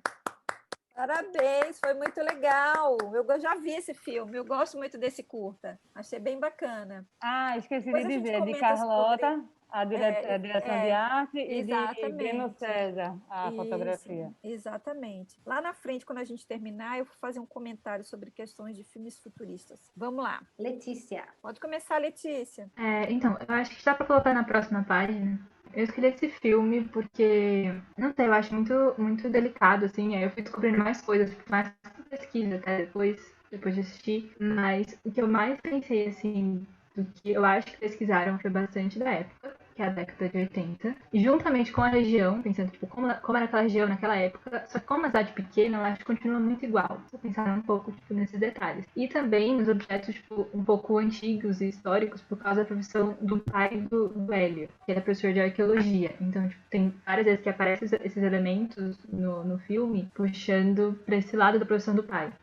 Me deu muita impressão de ser alguma coisa caseira, por isso que eu escolhi essa palavra, leve e bem íntimo. E depois, pesquisando, a casa que foi gravada até estava à venda há uns anos, e aí tem foto dessa casa à venda. Os móveis são todos da casa mesmo, só que foram os detalhes, isso da profissão do pai, tipo, o que seria esse menino, o que seria um quarto e dando vida para essa casa também, que era uma casa vazia que estava lá à venda. Então, tipo, os quadros, os detalhes, tipo, a baguncinha da casa, os detalhes, tipo, da mesa, de cada coisa, tipo, que eles foram colocando para dar vida. Na paleta, eu percebi muitas essas cores, tipo, no filme inteiro, que são cores também, tipo, delicadas, até um pouco lavadas, não sei, é um verão, mas todos eles usam roupas muito com essas cores clarinhas, diferente de um verão que a gente vê hoje no Brasil, por exemplo, que são cores super fortes, que você vê tipo, as pessoas de amarelo, de laranja, são cores bem delicadas. E o que eu percebi no filme inteiro, que a cor de destaque é o azul. Mesmo o bege, até um verde, estando em quase todas as cenas, o azul tá em todas. Tipo, em todas as cenas tem um detalhe em algum lugar. Ou é o céu que tá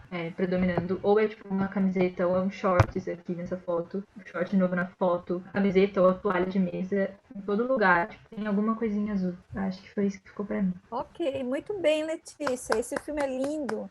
E eu achei bacana porque você colocou caseiro, mas depois você trouxe a palavra real, que foi o que te despertou isso, que é intimidade. Na verdade, o teu caseiro aí, ele é muito mais intimidade do que o caseiro mesmo. Mas eu entendi qual foi a tua pegada. É exatamente isso, intimidade. Esse filme tem muito disso. E a arte é muito isso também. Muito obrigada, viu? Muito bom. Então, pessoal, quem vai ser o próximo? Pronto, Jesus, vou abrir aqui. Então, o filme que eu escolhi foi um curta-metragem daqui da Bahia, que foi produzido lá na UFRB. Ele foi produzido para o TCC de um colega meu do curso de cinema. E aí a pesquisa que ele fez 2 tipos de pesquisa. Ele criou o roteiro com base numa referência a a música Marvin, do grupo Titãs, e ele usa a direção de arte, ele faz toda uma pesquisa de uma maneira lúdica, ele faz referência àquela novela Meu Pedacinho de Chão, num mundo bem fantasioso. E aí o curta também traz toda uma fantasia e uma história de superação de uma família. É um filme bem colorido, mas aí eu montei essa paleta de cores com algumas cores que tem bastante destaque, que é o verde, o azul, o amarelo e alguns tons de vermelho também. É uma palavra que, para mim, que me dá uma impressão sobre essa direção de arte é mágica. Eu gosto muito dessa direção de arte. Eu acho que o que os meninos conseguiram fazer com R$ 500, essa direção de arte é magia pura e eu fico muito apaixonado. Aí eu já posso falar também sobre a outra atividade. Eu acho que ninguém falou ainda. Eu coloquei tudo em um documento só. Qual outra atividade? A da direção de fotografia, você que eu fez fiz pros separado. dois. Eu fiz de 2 filmes, É que algumas pessoas escolheram falar de um ou de outro, mas que eu acho que certo, pode tudo falar. bem. Não, continue, pode continuar. Aí, sobre a fotografia, eu escolhi um filme francês de Gaspar Noé, Clímax. É um filme que ele transita muito sobre alguns gêneros, entre documentário, entre terror, entre ficção. É um filme muito fascinante. A iluminação é muito, muito bom, eu sou apaixonado. E a iluminação, ela trabalha muito em conjunto com a fotografia e os movimentos de câmera. E o filme conta a história de um ensaio de um grupo de dança, e é realmente um balé fotográfico, um balé entre o movimento de câmera, a iluminação. E esses movimentos também tentam mostrar o estado que os personagens se encontram, que é muito, muito, muito doido, e vale a pena assistir, quem tiver interesse. É isso. E você observou que ele acontece quase praticamente em uma noite, né? Um tempo contínuo, né? Isso, sim. Contínuo. Muito bem, verdade. Jesus. Muito bem, muito bom. Obrigado. 2 filmes ótimos. Quem vai agora, gente? Célia. Eu mandei um link, eu não sei se se vai abrir, eu acredito que não. E a primeira vez que eu vi esse filme, eu fiquei impactada com as possibilidades de cores, sabe, de cromatura, de cenário, de estudo, de pesquisa. Mas o filme é Alice através do espelho. No meu pouco entendimento, eu consigo visualizar, porque assim, foi um filme que me impactou muito. Ele tem muitos elementos, né, que fazem parte dele, e também tem muita coisa utilizada. Eu sei que muita coisa é de estúdio, eu sei que tem muita coisa a ver com a fotografia, sabe? Tem muita coisa a ver com chroma key e tudo mais, que é uma coisa feita dentro de estúdio, mas assim, ele consegue me remeter e me fazer um caminho pelos elementos, né, da natureza, de uma certa forma. E a pesquisa que foi feita em cima desse filme, o que eu entendo, foi o que eu consegui detectar, pelo menos no momento, porque eu acho que é uma é uma biblioteca assim de estudo, esse filme. Para mim, são pesquisas de hospitais psiquiátricos com arquiteturas antigas, talvez alemã, não sei, não consegui identificar no filme, né? Jardins em forma de pintura, primavera, imagens de incêndios, florestas e outros incêndios de prédios, né? Relógios antigos, que eu acho que isso teve esse elemento muito, aliás, o filme ele é pontuado por isso, vitral de igreja, de janela, frutas, folhas, verduras, elementos orgânicos, fardamentos de soldados, modelo soldadinho de chumbo, sabe? Figurinos inspirados em asas de borboletas, né? Com suas cores e diversidades. Modelo tipo gênio lâmpada do Aladim, né? A palavra para mim é tempo, né? Esse filme me remete a tempo. E aí eu usei essas cores aqui que, para mim, que é o que o filme respira. Para mim está parecendo um vermelho muito, não sei se para vocês, mas assim, o vermelho ele pontua, ele é muito forte, mas tem um elemento que vem depois disso, eu não sei se está aqui, mas é assim, uma coisa que Séfora falou, que ficou muito na minha mente, sobre uma cor que pontua o filme inteiro, que para mim é essa primeira, que é o azul. Ele pontua o filme do começo até o final, em objetos, em cenário, em tapetes, em movimentos, sabe, eletrônicos, em luz, sabe, até mesmo um sopro. O azul ele está presente até mesmo no detalhe da lapela dela, que é uma lapela linda, que remete às cores da borboleta, que tem a ver com reisado. E para mim ele é fantástico. É isso. E essa cor de brilho, Séfora, que você fala, que foi a que eu detectei. E aí, Célia, muito bem. Muito bom. Ótimo, maravilha, Célia. Parabéns. Jennifer. Vamos lá, pode começar, Jennifer.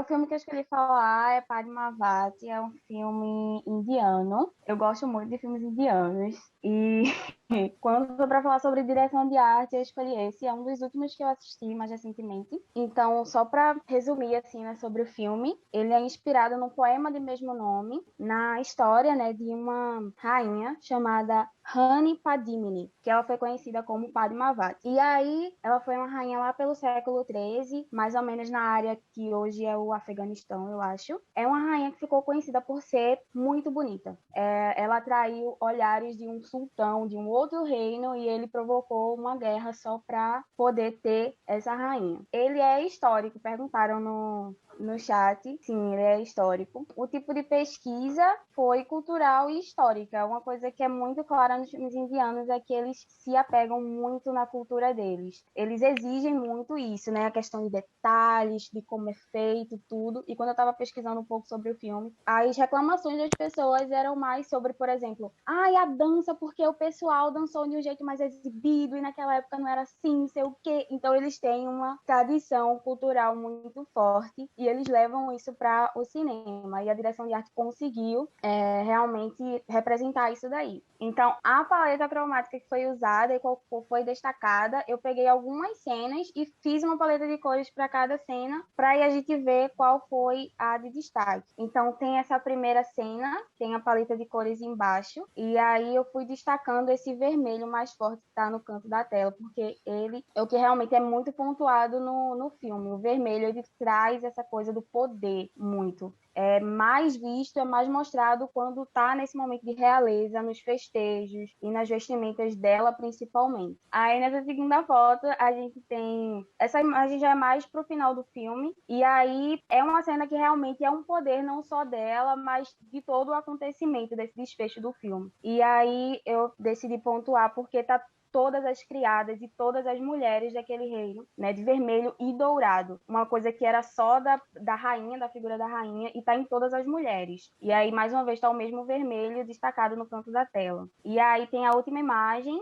onde tem esse tom terroso, que é o único tom que destaca ela. Isso é antes dela se tornar rainha, então ela tá mais simples, tudo. E aí eu botei essa cena para destacar que o filme destaca muito os tons naturais, né? E traz o vermelho como destaque. Então a gente sempre tem cores naturais, assim, do barro, né? Na arquitetura lá do lugar, tudo muito natural, mas tem o vermelho, né? Nesses momentos mais de realeza. E aí na última página do meu slide eu botei a palavra, né? A impressão que dá é é de grandeza. Não tem como ver um filme assim indiano que preze muito a cultura sem falar da grandeza, porque é realmente algo que eles prezam e focam muito. E é isso. Muito bem, Jennifer. Ótimo.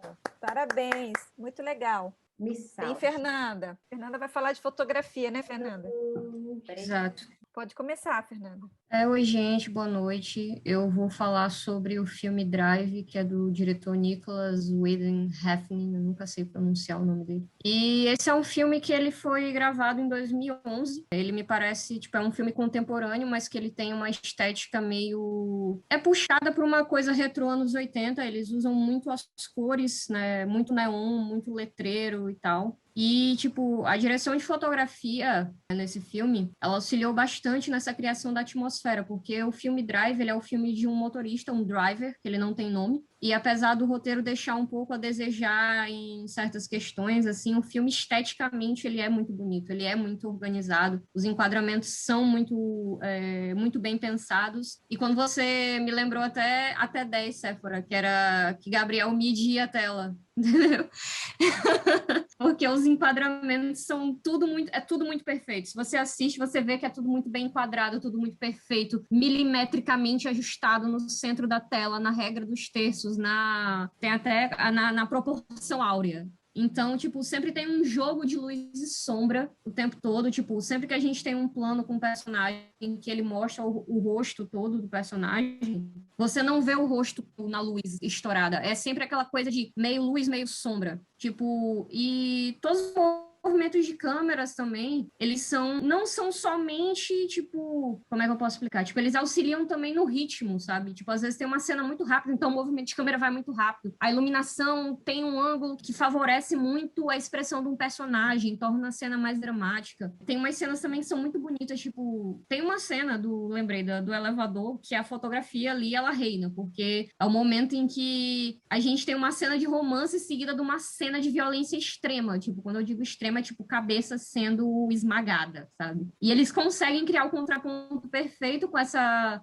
tem meio que uma dimerização, né, da luz nesse momento. E aí a gente consegue brincar com esses dois momentos em que entra um slow, a luz diminui, os personagens se beijam, aí de repente corta tudo, o movimento de câmera vai rápido, a cabeça cai no chão, blá, blá, enfim. E é bem legal, assim. Eu coloquei umas imagens também, se puder mostrar, por favor, algo. Eu me empolgo muito quando eu falo desse filme, porque eu realmente gosto muito dele. E aí a gente tem um exemplo aqui, tipo, tem a utilização, assim, de muitas luzes quentes para contrapor os momentos de dramaticidade maior e, como quer dizer, sim, contraponto entre momentos de dramaticidade e momentos de violência, assim, tipo, os momentos mais com os tons mais quentes, como o beijo e tal. Momentos de maior frieza, assim, da iluminação, aquela coisa mais densa. A iluminação também dá uma densidade muito grande, sabe? A fotografia, ela trabalha bastante essa densidade em vários momentos. Inclusive, trabalha um certo caráter, poderia dizer assim, caráter dúbio de alguns personagens. Em alguns momentos, eles estão lá sobre a luz, aquela luz do sol, tudo dourado, de repente ele está sobre as sombras e você fica se perguntando se aquele personagem é mocinho ou vilão. E eu acho que já foram os 3 minutos. Aí tem mais imagens, tem um muito plano, tipo, contraplano G, quando você quer botar o personagem principal, que é do Ryan Gosling, que ele é esse personagem que ele é meio um anti-herói, que você fica em dúvida se ele é o mocinho ou não, porque isso, na imagem você pode ver, tipo, que tem uma sombra no rosto dele, nunca aparece um rosto completamente iluminado, né? E isso aí ajuda bastante na dramaticidade.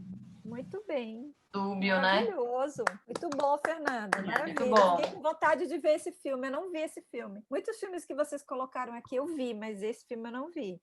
Muito bom, muito bom. Quem é o próximo? A próxima? Tamires. Oi, boa noite.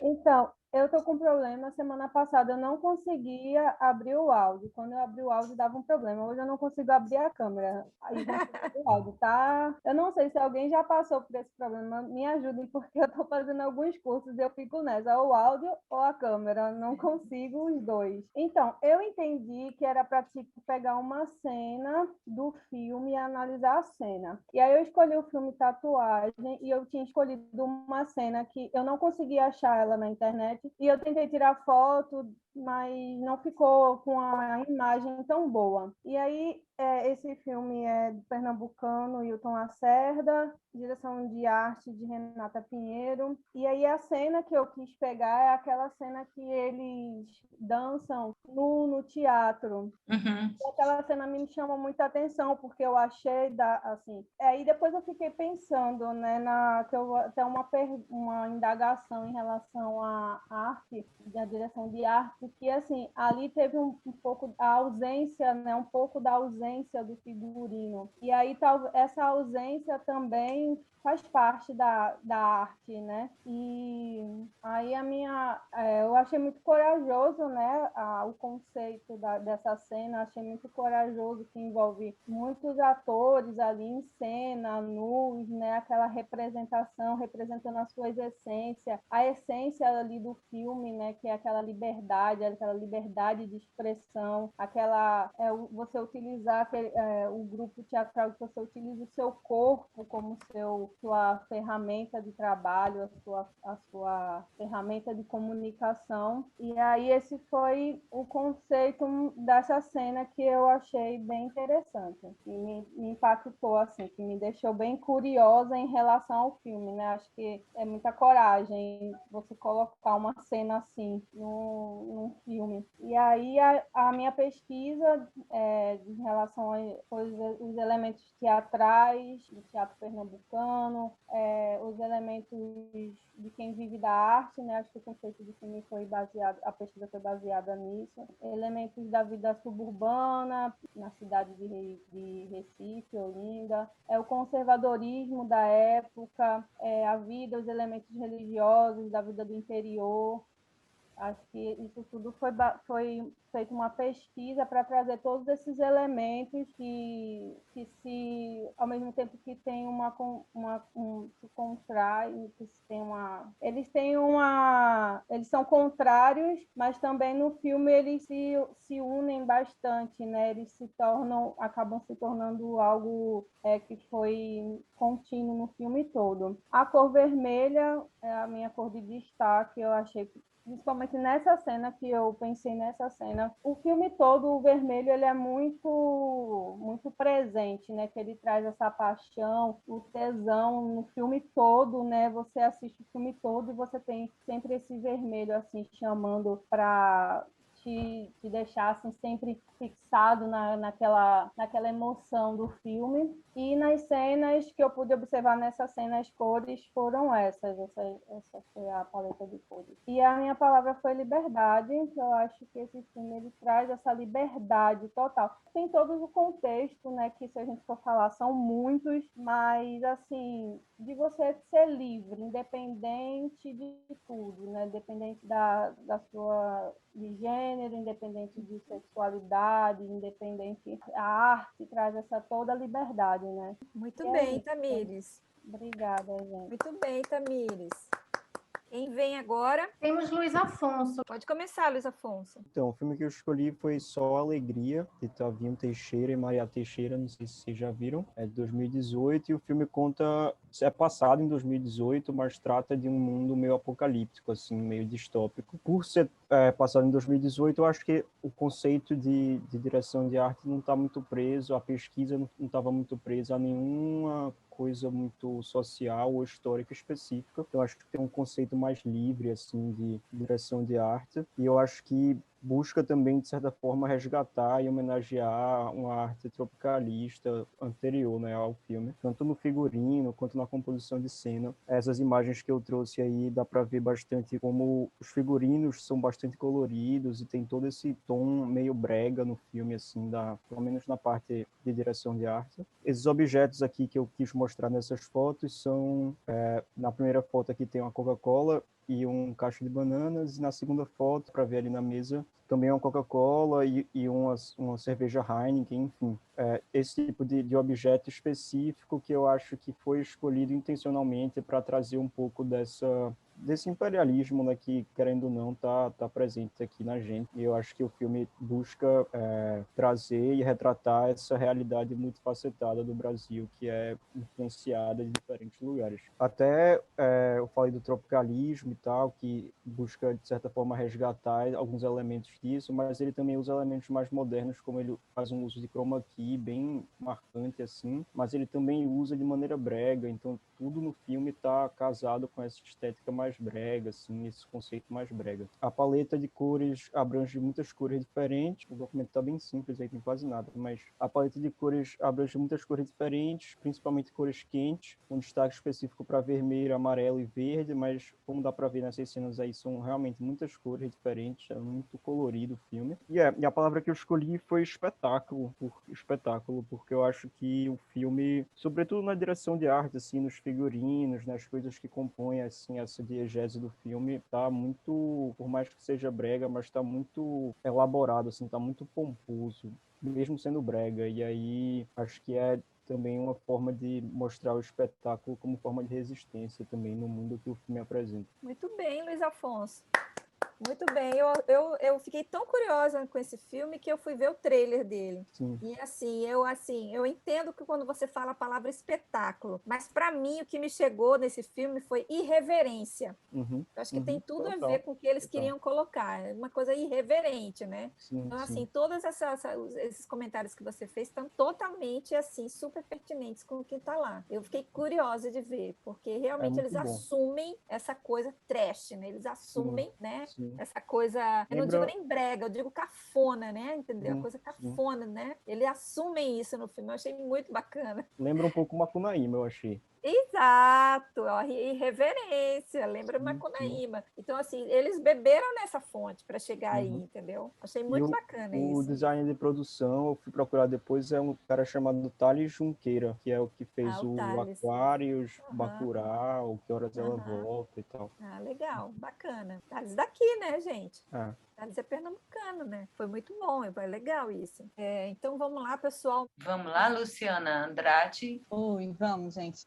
Eu postei essa, depois postei a outra, mas eu posso falar sobre essa, não tem problema.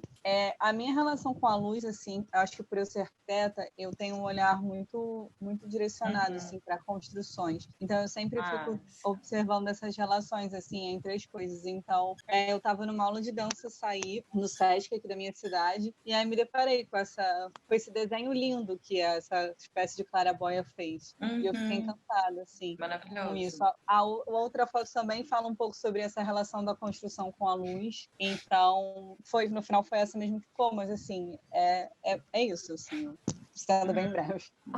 Aqui eu postei no Instagram, foi a outra. O pare, né? Foi. As duas foram por e-mail ou por WhatsApp. Teve outras pessoas que postaram mais de uma e estão aqui. Mas, enfim, mas não tem problema, Luciana, não. Não tem problema, não, Alba. Tudo bem. Tudo bem. É legal porque ela apresentou uma pra gente e postei outra. Então, duas não fotos. tem problema, porque a relação é a mesma, assim, os desenhos são diferentes, óbvio, não é a mesma foto, mas o que eu queria passar é a mesma coisa, assim. Muito bom. Próximo, muito bom.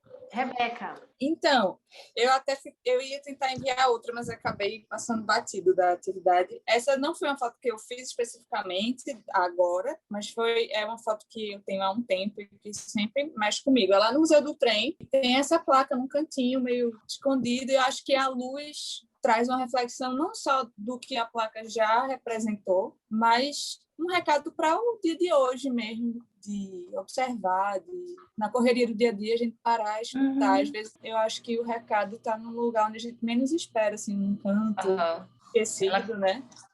Cria uma seta e uma direção, né? Isso. Essa sombra. Muito bacana, Rebeca, seu olhar aí sobre a placa. É no museu aqui do Recife, é? Isso, no Museu do Trem ali, na Casa da Cultura. Muito bacana. Essa próxima é da Luciana, outra... Essa é a outra foto da Luciana. Essa é uma passagem de pedestre. Isso, é um É uma passagem, é uma passarela que tem, porque aí tem uma grande avenida, é uma passarela que liga até mais ou menos onde tem a Quinta da Boa Vista, aqui no Rio de Janeiro. E aí, na verdade, como a outra foto, não foi uma foto que eu fiz especificamente para o exercício, mas eram fotos que eu já tinha no meu arquivo. E aí eu olhei para ela e falei, eu acho que ela tem potencial, porque eu passei e, assim, essa passarela estava vazia no dia. E aí eu achei muito legal, assim, poder fazer essa foto só com os desenhos dessa estrutura metálica no chão. Próximo das 11 ou das 3 da tarde? Ou das 4 da tarde? Era por aí, era perto de 3 horas da tarde. Pela direção, né, da sombra. Muito interessante, Luciana, também. Essa foi da Malu 2? Malu veio? Malu não está aqui. Sara. Olá, Sara. Olá. Bem, Então, Liliane. essa foto foi tirada assim de manhã, era umas 9h30 para 10. Não, ainda mais cedo, eu acho. E, tipo, eu queria ver como se dá para distorcer a minha mão, sabe? Para aparecer outra coisa, só que não deu tanto, sabe? Ao mesmo tempo, parece aquela coisa que a gente tira a grama, é tipo como a mãozinha mesmo, mas ficou como a mão mesmo. Isso é a pá de tirar grama. É, mais ou menos. Sim. Não, isso é a minha que mão. você queria que parecesse a pá de tirar grama.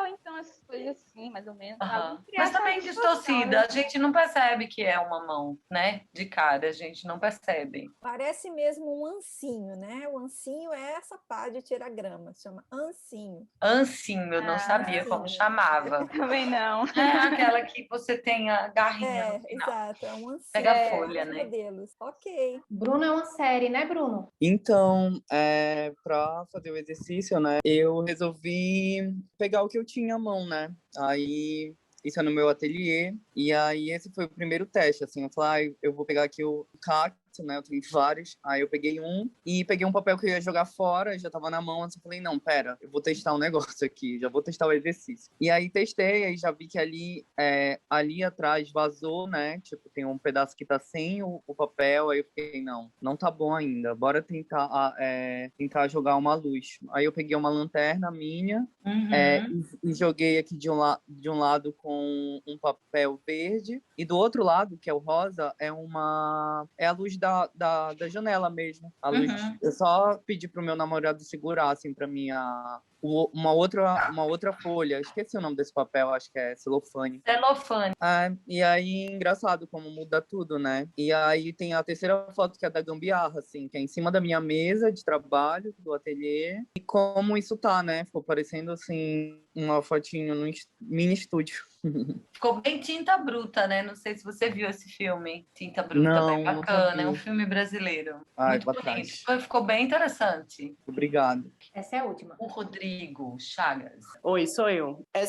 Esse objeto é um anjo que eu tinha aqui, é um troféu bem pequenino, que é um anjo segurando uma medalha. E aí eu utilizei um espelho para fazer esse reflexo e a luz de uma vela. E aí ele ficou, né, nesse brilho, assim, que eu achei muito interessante. Parece que é um anjo mostrando um vencedor no Olimpo, sei lá, deu uma viajada, mas parece que teve uma guerra, alguma coisa nesse sentido, e aí o anjo ele mostra o vencedor, assim, para a plateia. Bem parecido com, eu não vou lembrar o nome, mas daquelas mulheres que passam no UFC, tem aquelas mulheres que passam ao redor do octógono, mostrando lá quem vai e tudo mais. E aí, nesse sentido, eu achei que era para simbolizar algo, uma guerra, uma coisa meio, sei lá, mitologia, nesse sentido.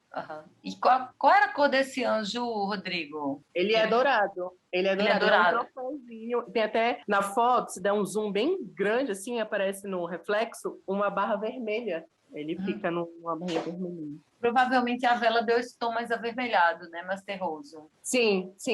Ele é um dourado mais aberto, assim. Tá certo. Qualidade da luz, né? Que você escolheu. Isso. Também dei uma mexida na exposição do próprio celular para dar uma escurecida. Achei que ficou com um efeito mais legal, assim. Pronto, muito bacana. Gente, eu queria agora passar algumas dicas de alguns filmes para vocês, que eu acho importante que vocês vejam, porque tem um trabalho muito bacana de arte e a gente tem algumas realidades aí super bem representadas. Séfora, você pediu para lembrar sobre o filme Her. Queria comentar com vocês sobre alguns filmes aqui, eu acho que nós falamos sobre esse filme, né? A gente falou sobre esse filme aqui, Amor à Flor da Pele, Sim. que é do Wong Kar-wai.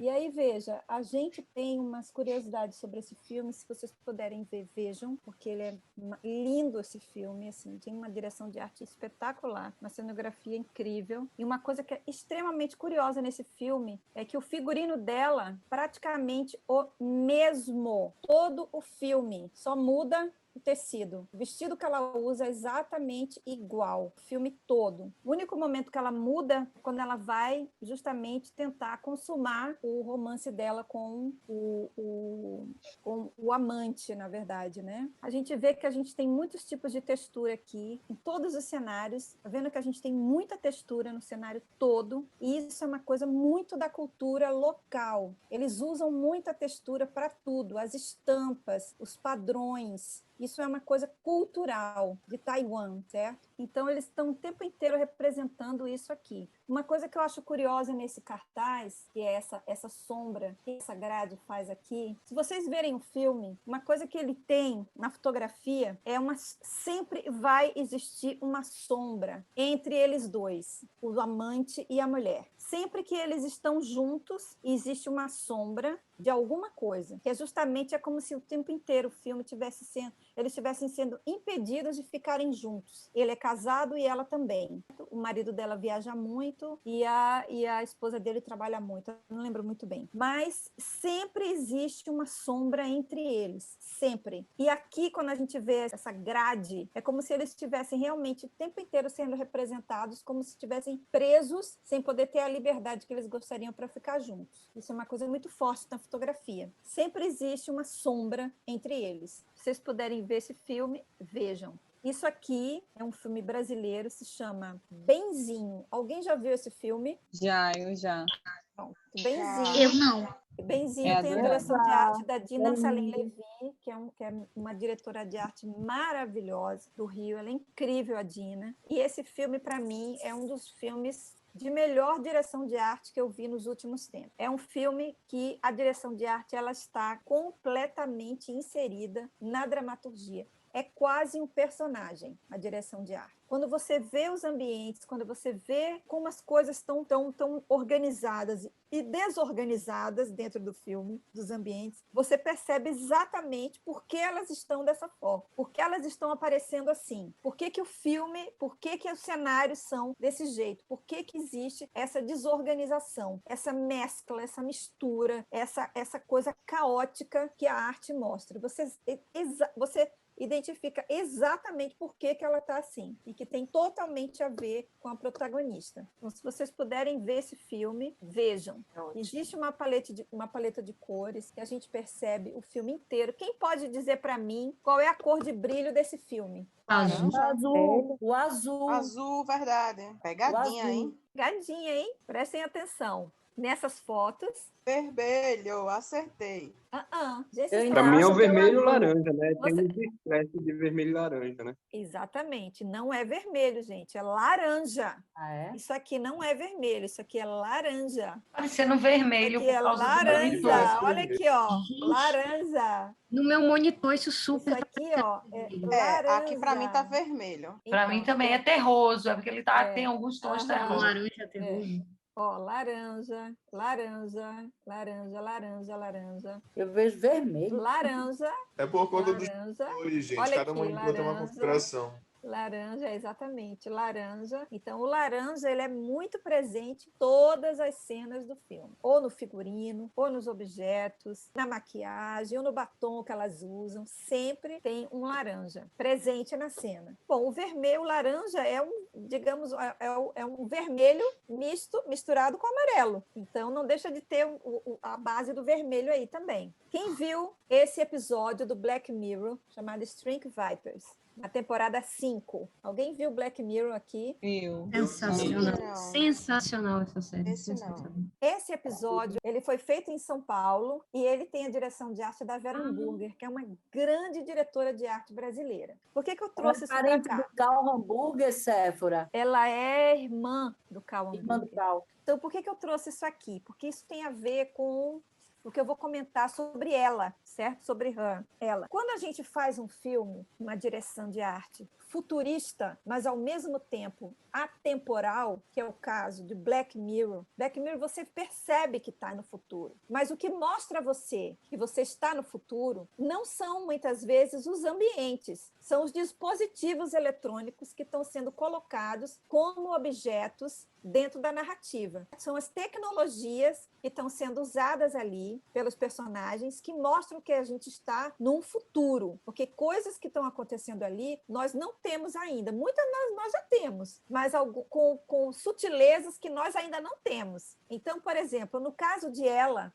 tem a mesma pegada de arte futurista que o Black Mirror tem, que é justamente você colocar as pessoas em contato com o futuro, e você não sabe exatamente em que futuro você está, mas ao mesmo tempo sem você esquecer de onde você veio, de onde veio a nossa história. Então, quando, por exemplo, quem analisou foi Luciana que trouxe ela? Fui eu. Foi Luciana, né? Quando você fala, por exemplo, sobre as coisas antigas que aparecem no cenário, na cenografia de ela, a palavra talvez não seja antigo, a palavra seja clássico. Porque ela é um filme de que tem muito design. A gente percebe muito design clássico na cenografia de ela. Então, o que nós pensamos que é o antigo, na verdade, é o clássico. Isso significa o quê? Que coisas boas perduram, coisas que fazem parte da história não se perdem com o tempo. Então, a gente geralmente usa o clássico, o design clássico, uma cor que marcou uma época, para a gente remeter o nosso presente dentro daquele futuro a um passado que conta a nossa história como ser humano, entendeu? Então, por exemplo, a cor que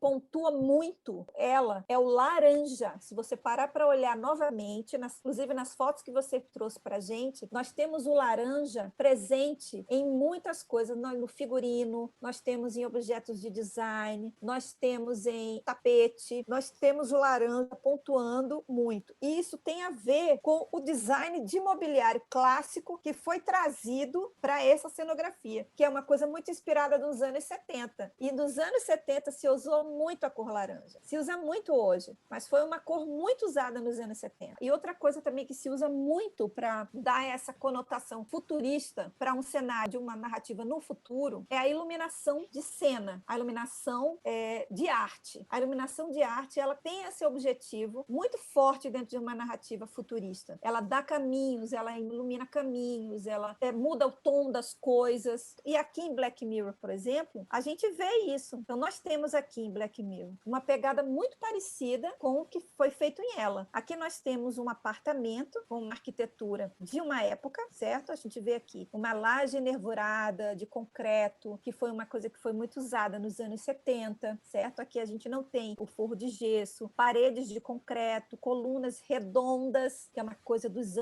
final dos anos 70, 60, no começo dos anos 70, um espaço muito amplo. E a gente tem aqui pinturas de artistas muito famosos no Brasil, artistas brasileiros famosos, que pontuam uma época também das artes plásticas, principalmente anos 60 e anos 70. Nós temos um design extremamente clássico aqui e temos, por exemplo, uma poltrona toda iluminada. Isso não é um objeto que se use. A gente, embora exista isso hoje, mas isso não é um objeto que se use muito frequentemente numa ambientação. E ela vem para cá para justamente dar esse tom meio futurista. Então, embora seja muito sutil, a gente tem essa pegada muito sutil, futurista, feita através da luz e dos objetos clássicos que a gente tem aqui de design. Muito design a gente tem aqui. Então, eu queria fazer essa comparação com esses dois, para a gente entender quando a gente trabalha com futurismo, que não é uma ficção científica, porque quando a gente trabalha com futurismo, uma ficção científica, que a gente claramente está, sei lá, no ano 3000, no ano 2000, não sei quanto, no espaço sideral, que a ambientação e o roteiro exigem que a gente tenha um design feito exclusivamente para aquilo, e a gente pode viajar na maionese, criar mil objetos, criar 1000 ambientes, entendeu? Que sejam completamente diferentes, certo? Quando a gente trabalha com o futurismo, uma pegada muito mais próxima da nossa realidade, e para a gente deixar ele com uma cara atemporal, a gente trabalha com muitas épocas, e a gente pontua esse futurismo em algumas coisas que são objetos ou que são iluminação. Então, isso é uma forma muito legal de se trabalhar com futurismo. No caso do filme Os Últimos Românticos, que a Luana trouxe, ele trabalha também muito a luz. Não sei se, por isso que ele trabalha, não é só pela cor rosa que se trabalha, pela cor em si, é muito pela luz e pelo que a luz pode te dar em termos de ambiência, que pode te colocar num ambiente que não é o ambiente de agora, nem aqui, que é esse ambiente de 2050 que o Henrique quis trazer na narrativa dele, entendeu? Assim, a gente usa muito a luz para colocar um futuro dentro da nossa cenografia. Alguém quer fazer alguma pergunta sobre isso? Tem uma pergunta aqui da Fernanda sobre Blade Runner. Se é considerado futurista? Com certeza. Totalmente futurista e totalmente apocalíptico, né? Porque ele fala de um futuro que é um futuro que a gente não consegue se identificar muito nele, porque é uma coisa pós-apocalipse, na verdade, né? Pós-apocalíptica. O Blade Runner, o dos anos 80, ele tem isso nos ambientes, ele tem isso nos personagens. É muito claro esse futurismo. No Blade Runner de agora, o que foi feito agora, a gente percebe muito mais isso, porque a gente vê muito mais objetos de ficção científica realmente sendo utilizados para dar essa presença do futurismo. E também muito na iluminação e na tecnologia, né? Que a iluminação é muito importante nesse filme, para dar essa atmosfera futurista pós-apocalíptica. Embora nos anos 80 já era pós-apocalíptico, agora a gente tem um segundo pós-apocalíptico muito mais grave e muito mais, digamos, aprofundado do que o primeiro. Deixa eu ver, tem mais alguma pergunta sobre isso? Todo mundo viu o Blade Runner de agora, o último, ou não? Esse Blade Runner novo, né? Eu cheguei a ver ele todo, mas eu assisti, tipo, eu sou muito fã do primeiro, né? Eu assisti o segundo porque eu fiquei meio com apego. Aí eu assisti uma parte e tal, só que, tipo, eu percebi que o uso da iluminação, ela é muito mais forte no novo Blade Runner do que no dos anos 80. E porque também existe muito mais tecnologia para isso, também tem isso, né? Eu queria comentar também, que muito provavelmente é isso. Tarcísio, fale. Na verdade, é uma pergunta foge um pouco do tema que vocês estão falando, mas era uma dúvida para a Séfora e para Maria. Eu vejo muito, assim, eu sou muito aficionado na fotografia, que é muito simétrica, sabe? E essa simetria, ela se dá muito a ver também com a direção de arte, né? Aí assim, na opinião de vocês, esses aspectos assimétricos de fotografia e tudinho, ele é uma direção do diretor, ele é uma direção do diretor de fotografia, ele é uma característica do diretor de arte? Eu queria saber, assim, o que é que vocês pensam a respeito?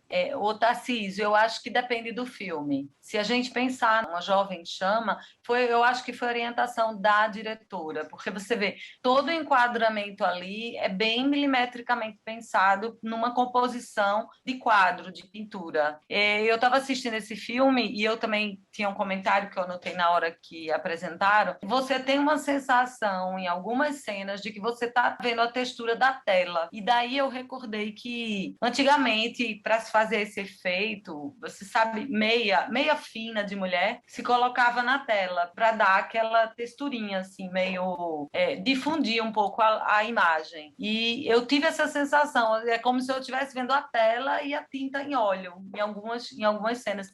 Então, no caso específico desse filme, eu acredito que foi totalmente a orientação do diretor, que foi super acolhido pela fotografia. E, assim, eu acho que a direção de fotografia pode sugerir, se ele acha que cabe, que é pertinente com a história. Mas sempre vai ter a decisão final do diretor, se é aquilo que ele estava imaginando.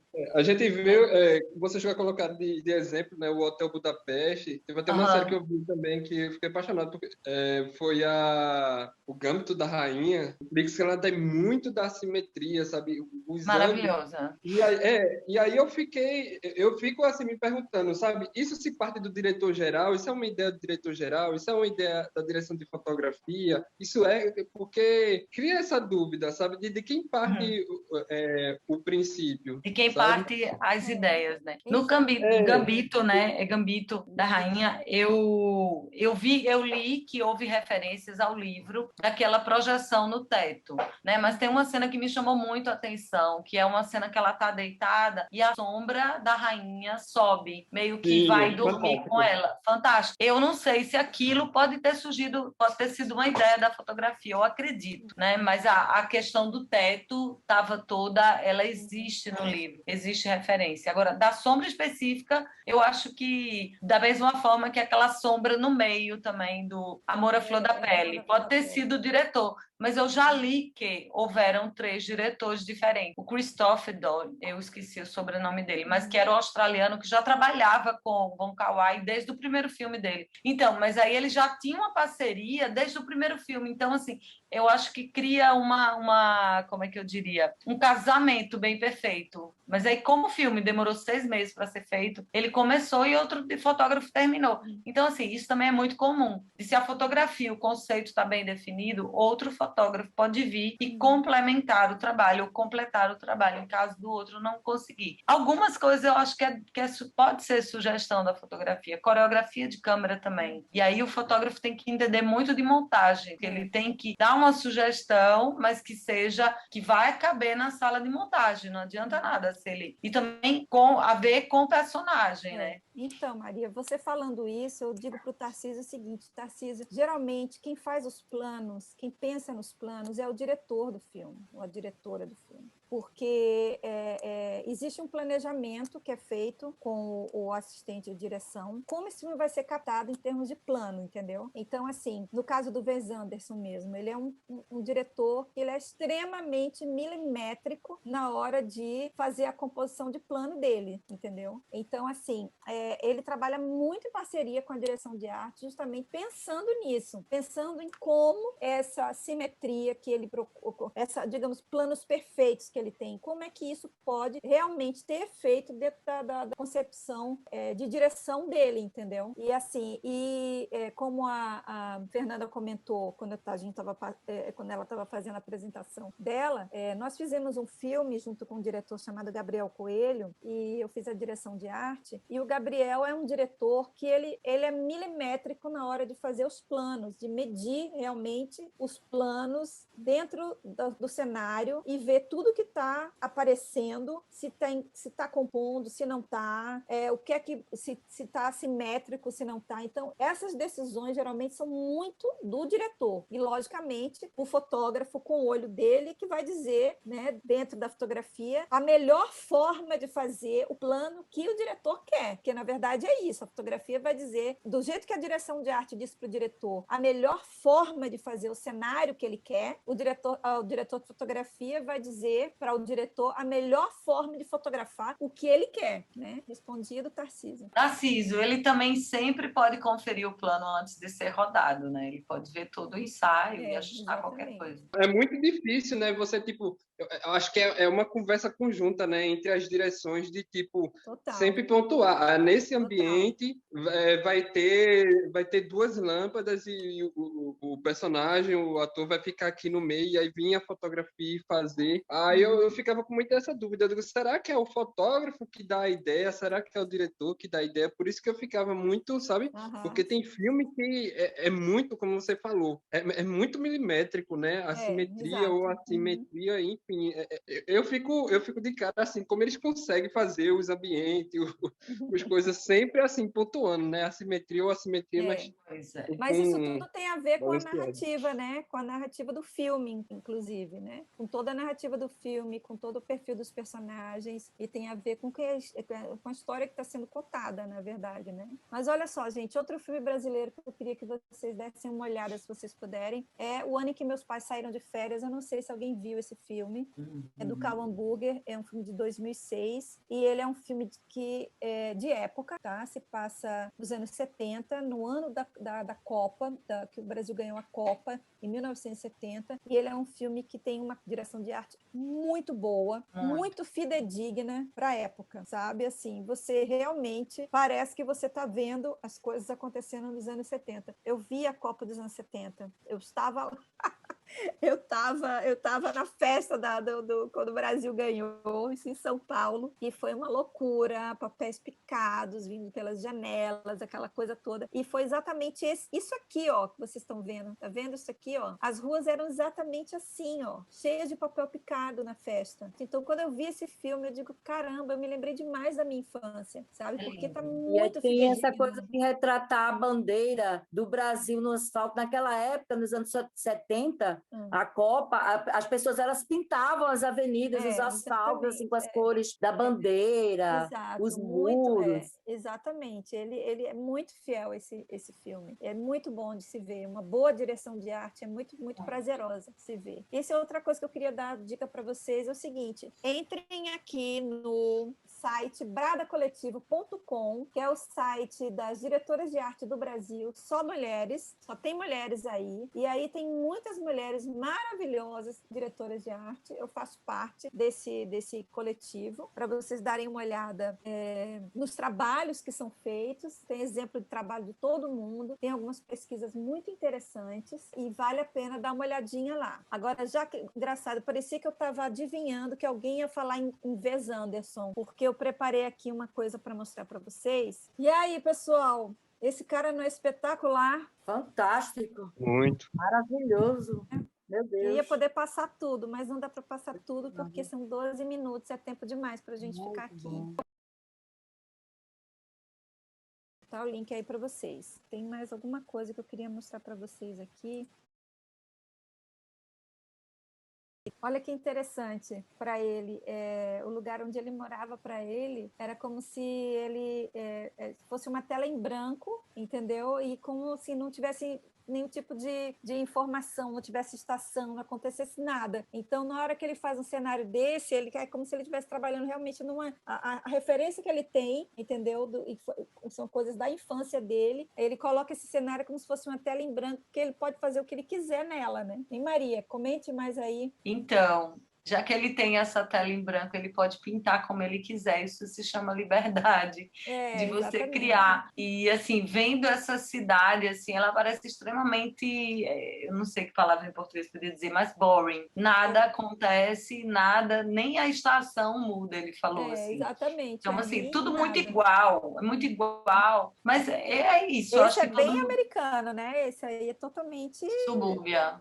A gente sempre traz para dentro do trabalho aquilo que a gente né? Ou aquilo que a gente viveu. É muito interessante ver isso. É o que ele fala, né? Ele tem as referências dele na vida dele mesmo, né? Que ele traz, né? Ele traz as referências da vida dele mesmo. Quase todo mundo, gente, né? Quase todo mundo. Quase todo criativo. Então, Vou botar pessoal, o link. eu espero que vocês tenham curtido. Abram as camerinhas se vocês puderem, por favor. Foi muito bom estar aqui com vocês nessa semana, tentando passar um pouco desse nosso conhecimento profissional para vocês. Dizer que essa profissão da gente é uma profissão muito bonita, muito bacana, embora seja muito difícil. Seja difícil para a gente estudar, porque a gente não tem quase nenhum curso que é dedicado a isso aqui. A gente não tem... ultimamente a gente tem muito pouca produção para trabalhar, né? Mas assim, a gente só pode ser diretor de arte, diretor de fotografia no cinema brasileiro se a gente for muito apaixonado, porque senão a gente não consegue fazer, entendeu? Então trabalhar com arte é muito bom, trabalhar com arte é muito prazeroso e é muito enriquecedor, porque a gente tem que ficar o tempo inteiro estudando, o tempo todo, a gente estuda o tempo inteiro, a gente não faz nada repetido, nada, a gente não repete nada. A gente sempre faz tudo novo, porque sempre é tudo novo, são outras pessoas, são outros cenários. E porque cada projeto é uma demanda diferente, Exato. né? São outros orçamentos, são outras equipes, é tudo novo. Todo dia a gente faz uma coisa nova, então a gente nunca para de estudar. A gente é fazedor de coisas acontecerem, a gente faz as coisas acontecerem dentro do filme, tá? E foi assim muito importante poder estar aqui para dar esse curso para vocês. Curso não, eu digo uma oficina, eu não chamo de curso, tá? Eu chamo de oficina, porque isso é uma introdução do que a gente pode, de como a gente pode trabalhar, de que forma a gente pode, digamos, abraçar essa carreira. Isso aqui foi tipo uma palhinha para vocês entenderem mais ou menos o que a gente faz. Então, quem se interessar pela profissão, quem tiver condições de se desenvolver, aí vocês podem procurar cursos formais, tem os cursos de cinema. Os cursos de cinema, eles não têm muita especialização dentro das áreas, né? A Fernanda pode dizer isso, ela é formada em cinema, a Jennifer também. Existe uma escola, a escola de cinema, ela é uma escola que ela trabalha o geral do cinema, né? Tudo do cinema, mas não tem uma especialidade, né? Inclusive, eu posso estar enganada, mas eu acredito que eu acho que só tem um ano só de direção de arte no curso, né, Fernanda? Da UFPE, né? Isso? É uma disciplina. É uma disciplina, um Uma semestre. única disciplina. Um semestre que é uma disciplina. Gente, um semestre. E eventualmente a gente tem tipo uma ementa que chama uma eletiva. A gente né? tem uma eletiva. Então, é muito pouco, certo? É muito pouco. Uma disciplina, um semestre de direção de arte dentro de um curso de 5 anos de cinema para você aprender sobre o que é direção de arte no cinema. É muito pouco. Então, a gente procura outros cursos fora.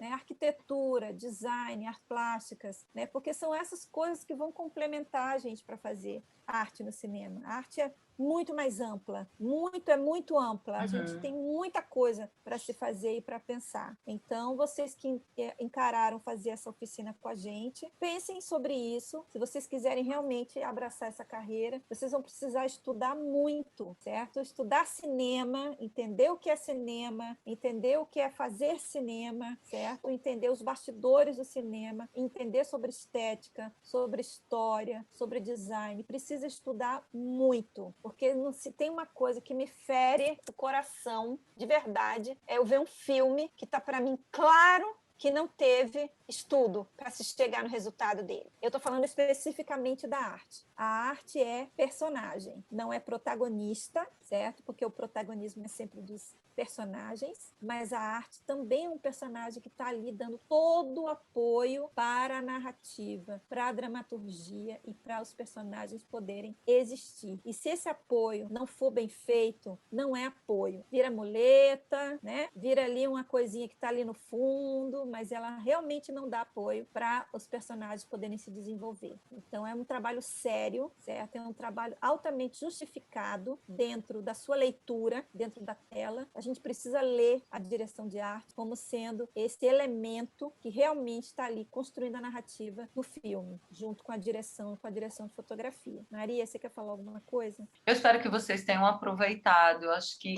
em termos de fotografia, vocês vão ver que a velocidade com que é lançado, novas câmeras, novos equipamentos, isso tudo, gente, o que vai fazer a diferença é quem está por trás do equipamento, não vai ser o equipamento mais, né? Vocês vão poder rodar um curta, um longa, o que vocês quiserem, com o equipamento que vocês tiverem, com o próprio celular que roda 4K hoje. Mas vocês todos que conseguiram fazer o exercício, vocês perceberam que a forma de olhar é individual. Cada vez você vai botando uma emoção e sensação diferente, assim.